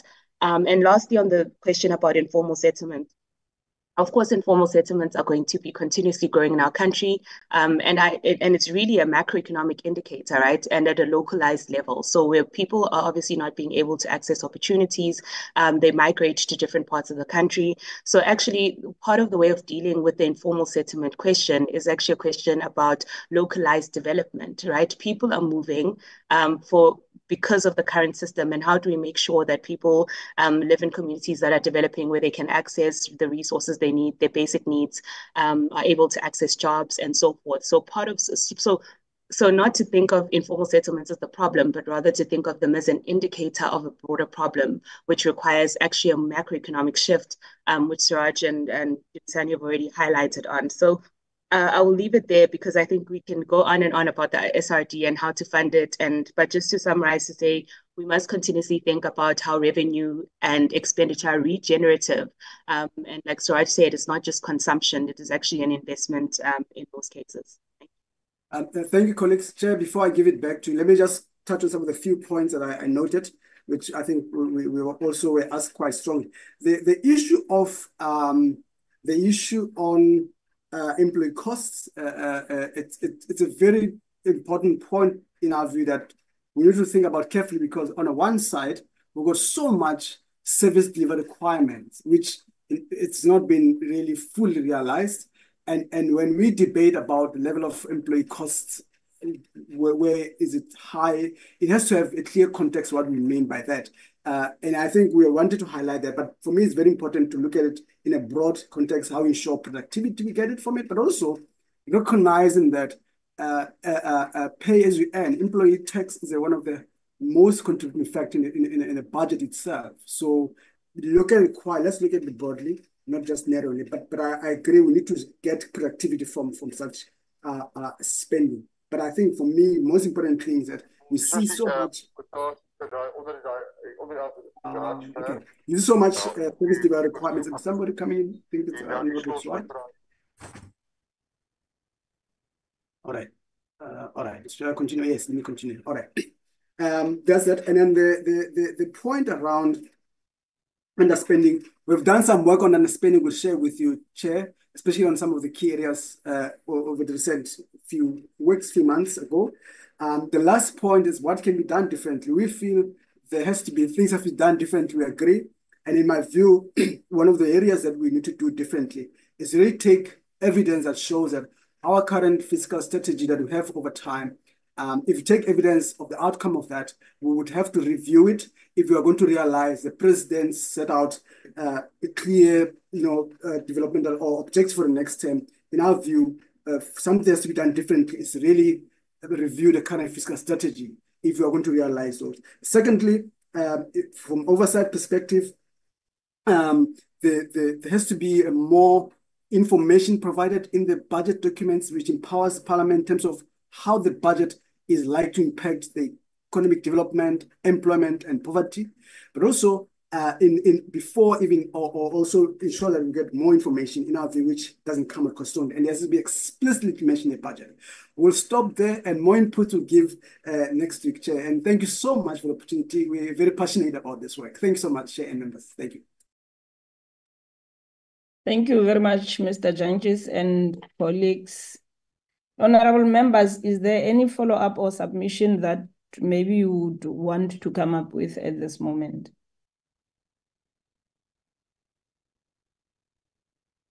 In the absence of hands before handing over to National Treasury, I want to check with you, Mr. Jantjies. There are 3 presentations which you forwarded to us. The GFRECA document, which I know that it was dealt with in the previous parliament, maybe in my own understanding or my view would be that this is the document maybe you would want us to lengthily discuss or talk about when we get to the inductions on that day. But one want to understand what was the gist of you forwarding the conditional grant presentation and for the committee not to deal with it. Maybe there's a significant reason why we did not deal with it today. Okay. Or do you still want to go through the document quickly with the members, or should we also take the document to the induction for next week as well. I think, Chair, just the first one, the Jifreka one was also in responding to the discussions that the committee had last week around this issue. But I think we summarized some of the key issues in the conclusions. We can take it to the next meeting, the induction. I think also the conditional grants was providing more details on the analysis that we have in the presentation about education conditional grants specifically. And Dr. Alani has dealt with some of those issues specifically. But I think we wanted to share with you some of the work we do, and we'll take more details of that in the next presentation at the induction session as well. But I think that's to provide more information in the sponsored discussion that the committee had last week in this regard. Thank you so much, Chair. Thank you very much, Mr. Jantjies. I'm going to request National Treasury to come in with their remarks or their submissions to the meeting. Mr. Gurasha, I don't know who will be leading or who's responsible for the presentation or these remarks. Over to you, National Treasury. Good morning, honorable members. Am I audible? You are audible, Mr. Rendani. Thank you very much. Yes, Randela, sorry for that. yes. Randela from the National Treasury Public Finance. Good morning once more. I just want to make some few broad comments. Let me start with the issue of the induction. We as the National Treasury are always available to support or assist the committees. That's what we normally do. It is just that because of the limited time transitioning from the 6th administration to the 7th administration, we didn't have enough time, but that's what we normally do. Let me touch on a few issues on underspending broadly. The reasons for underspending, they vary considerably, especially given the nature of work done by these departments. You have got labor-intensive departments and less labor-intensive departments. This also touches on the issue raised by one of the members on a high cost for compensation of employees. For example, if we look at police or the security departments, they are labor-intensive. Police, defense, correctional services, they are labor-intensive. Like 80% of the budget goes towards compensation of employees because it is human-intensive compared to departments like the National Treasury.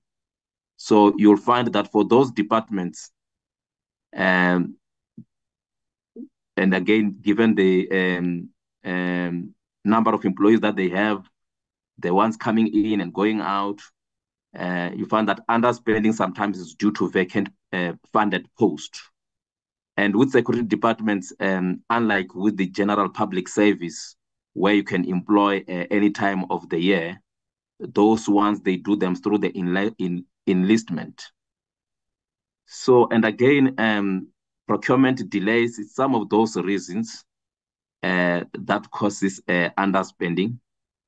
And in the infrastructure environment, of late, there is this phenomenon of construction mafias.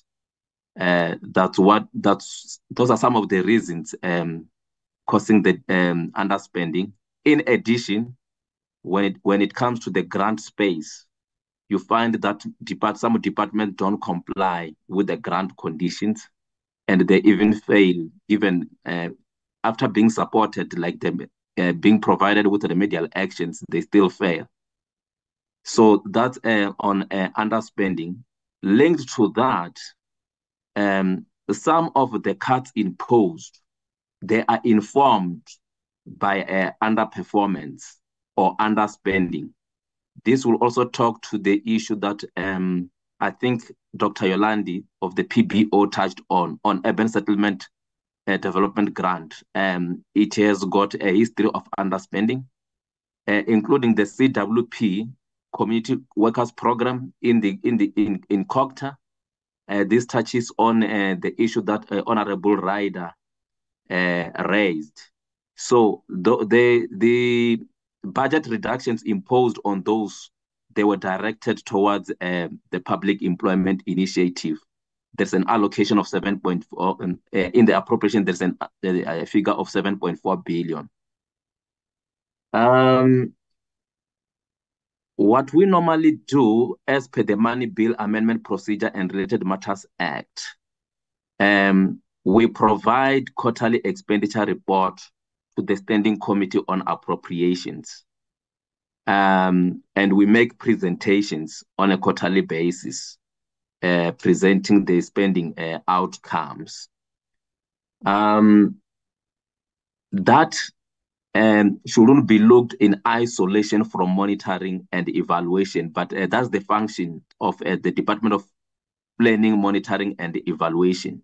So that piece of work is very much important, as alluded to by one of the members, because it deals with some of the, if it is done correctly, issues like what are those programs that are no longer relevant, or what are those programs that needs to be reconfigured.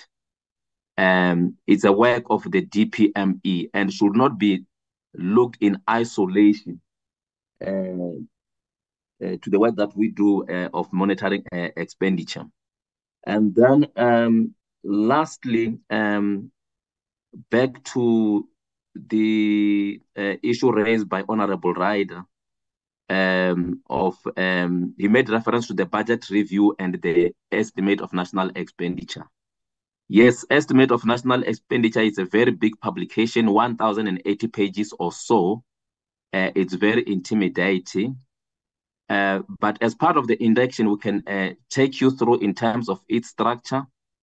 But my view or proposal will be that since it's a very big document, and I think it is practically not possible for members to go through 1,080 pages, given the limited time like we have now, perhaps the committee can consider assigning themselves or allocating themselves tasks per cluster, like to say, Honorable Member X can look at this cluster, and Honorable Member Y can look at this cluster, just to go through the votes. I think I will end here, Chairperson, and thanks very much. Back to you. Thank you very much, Mr. Randela. Anything from the honorable members on the platform?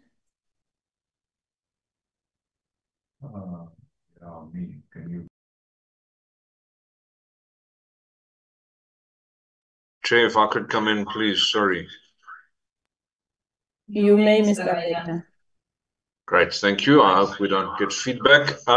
Yeah, just some clarity on my request is possibly not to work through the entire document, but more specifically to understand the structure of the votes. I mean, once you get into the votes themselves, it's fairly repetitive, and you know, depending on the number of entities for each department, it might get more complex, and then others are much simpler. But just to perhaps get an understanding of that. But certainly the first 30 pages or 35 pages, the ones marked with in Roman numerals, I think those tables and graphs there are extremely useful for comparison purposes. And just to be able to get our heads around it, but also where else should we look was my question, and it goes back to COGTA, where what the case that they're pleading is not evident in the ENE. So I am going to take Ms. Orlandi up on her offer. Maybe I'll get private tutoring as well. In addition, but certainly I do look forward to an opportunity to unpack that. But thank you. I appreciate the positive inputs. Thank you very much, Mr. Raida. Mr. Randela, would you want to come in?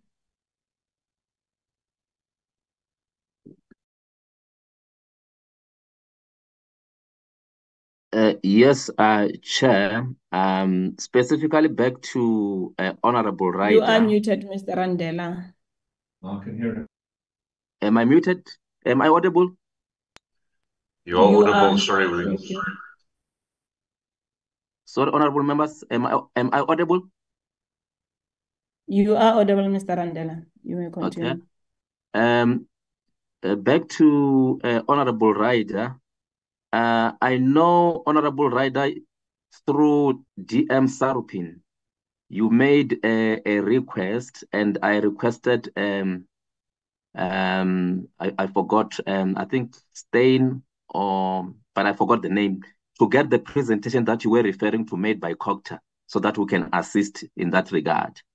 So, but in terms of taking you through the structure, it's not that difficult, because broadly we have got what we term the small book and the big book. That's in terms of the E&E. The small book unpacks in detail the budget allocation and non-financial information for that particular vote. And then the big book, especially the last part that talks to entities, it's a summarized version, whereas the small book unpacks the entities in detail. But it's something that we can discuss. Thanks. Thank you very much. And I'm going to request that for the next induction of members, any document or any information that can be useful in equipping the knowledge of members, you colleagues on the platform are more than welcome to print or forward any document to members of the committee.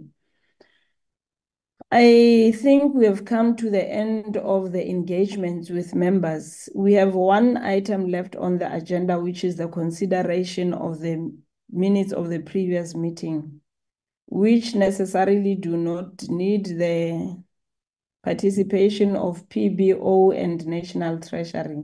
So let me take this opportunity to thank both of you, for both the National Treasury and PBO, for being part of our meeting, and thanks particularly to PBO for your straightforward and informative presentation which you put before us today. And this is our first of many engagements with your good selves. And it is good that from our first meeting, we are on par in understanding the mandate of the PBO as the committee and your good selves. You may leave the meeting. Thank you very much, and thank you very much. Thank you so much, Chair members. We really appreciate the opportunity. Thank you so much.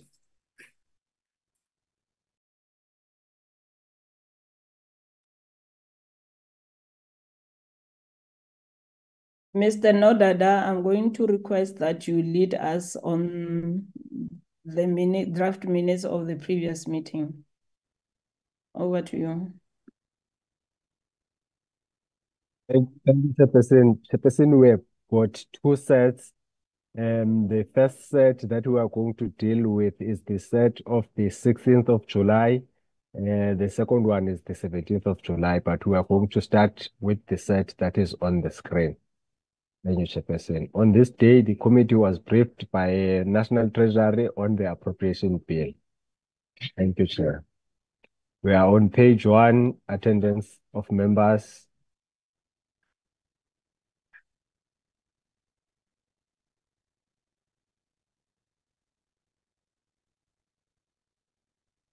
Page 2, attendance of colleagues from National Treasury and also here in Parliament.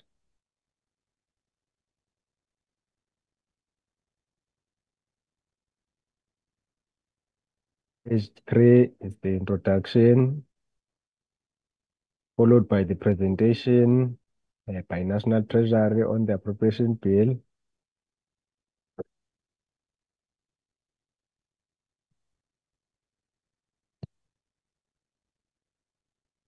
Page 4, the presentation continues.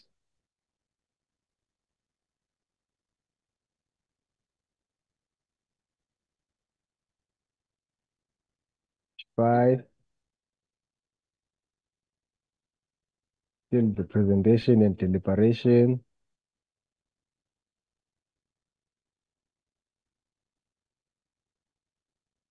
Page 6, presentation and deliberation.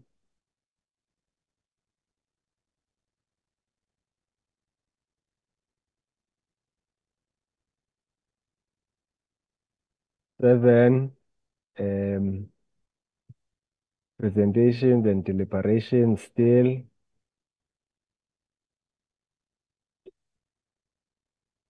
And the last page is the concluding remarks.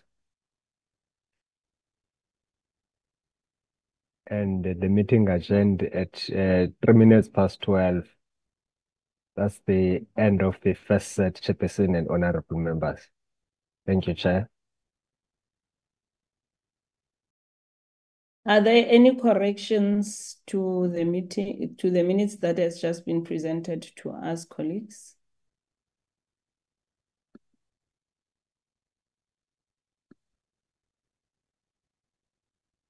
Any corrections, colleagues?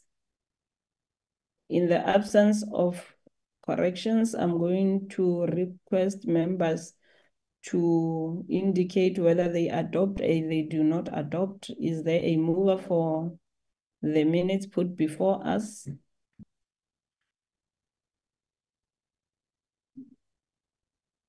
Ms. Honorable Numalo?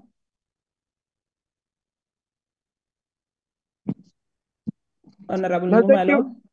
Yes, thank you very much, Chairperson, and all our colleagues on this platform. Thank you very much. I move that we accept we accept the minute as it is. I was also part of the minute the meeting on the date set, so everything went well. So I move that we accept the meeting as they have been read. Thank you. Any seconder to the mover? Honorable Ndlovu? Thanks, Chairperson. I second the move. Thank you very much, honorable members. I take that the minutes are accepted by the committee and they are duly adopted. Thank you very much. Over to you on the second set, Mr. Nodada.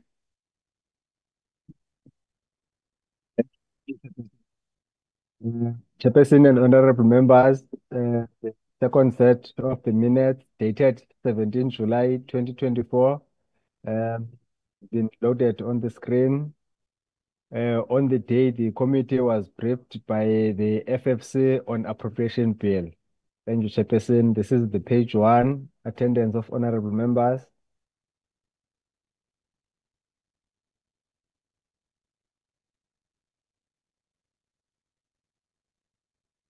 Page 2, attendance of colleagues from FFC and the support staff of the committee. Also included are the colleagues from National Treasury.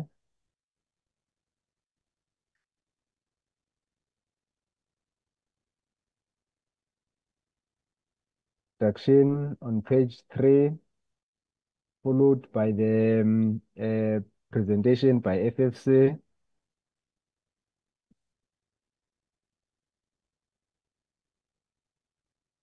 Deliberations, they start on page 3, continue to page 4.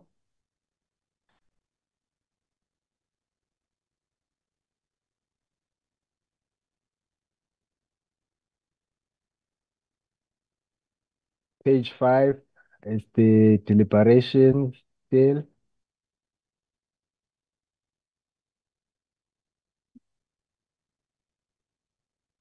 Page 6, the deliberation.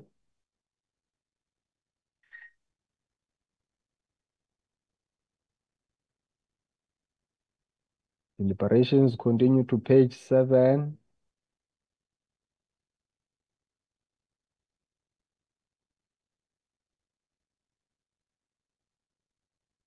And the concluding remarks by the chairperson and the end of the meeting, Chairperson. Those are the minutes of proceedings dated 17 July 2024. Thank you, Chairperson. Over to you. Thank you very much, Mr. Nodada. With a show of hand, colleagues, any corrections on the minutes?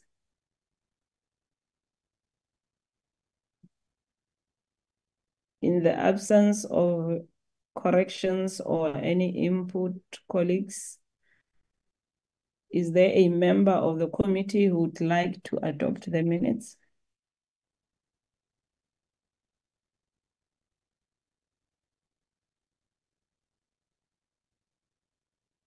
Colleagues, are we agreeing that these are the correct minutes presented before us on the deliberations that took place in the previous meeting?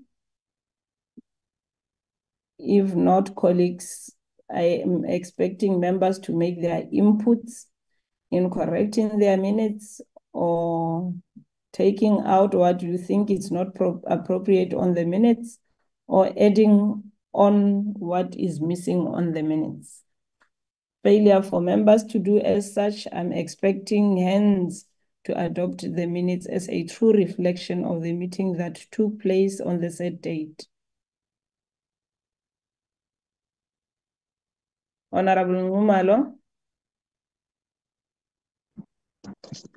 No, thank you very much, Chair. I was part of the meeting of the 17th of July, and I stand to say let us adopt the meeting as the true reflection of what transpired on the said day. Thank you. Any hand to second the adoption? Honorable Ndlovu. Thanks, Chairperson. I stand to second the adoption of the minutes. Thanks. Thank you very much, colleagues. The minutes are duly adopted. Mr. Nodada, any announcements from your side before we close the meeting?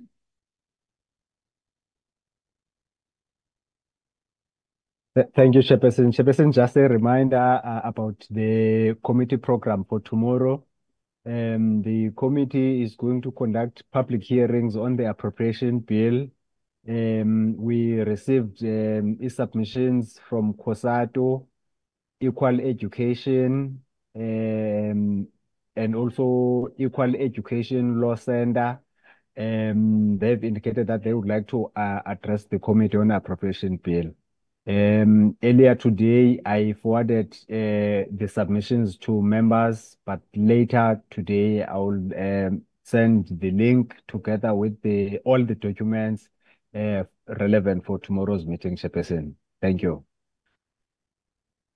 Thank you very much, Honorable. Thank you very much, Mr. Nodada. Let me take this opportunity to thank your presence, to thank you for your presence in this meeting, honorable members, and also to thank you for your contributions and constructive participations, because it is through this participation of yours that one gets an opportunity to be empowered with information. And it will also enable us to put together a quality report as we do our work in the 7th administration or 7th parliament. And let me also take this opportunity to thank all the staff members of the committee in making sure that we are ready at all times to can hold our meetings. And your contribution and participation in this meeting as members and staff members will forever be appreciated. Thank you very much and enjoy the rest of your day. Bye.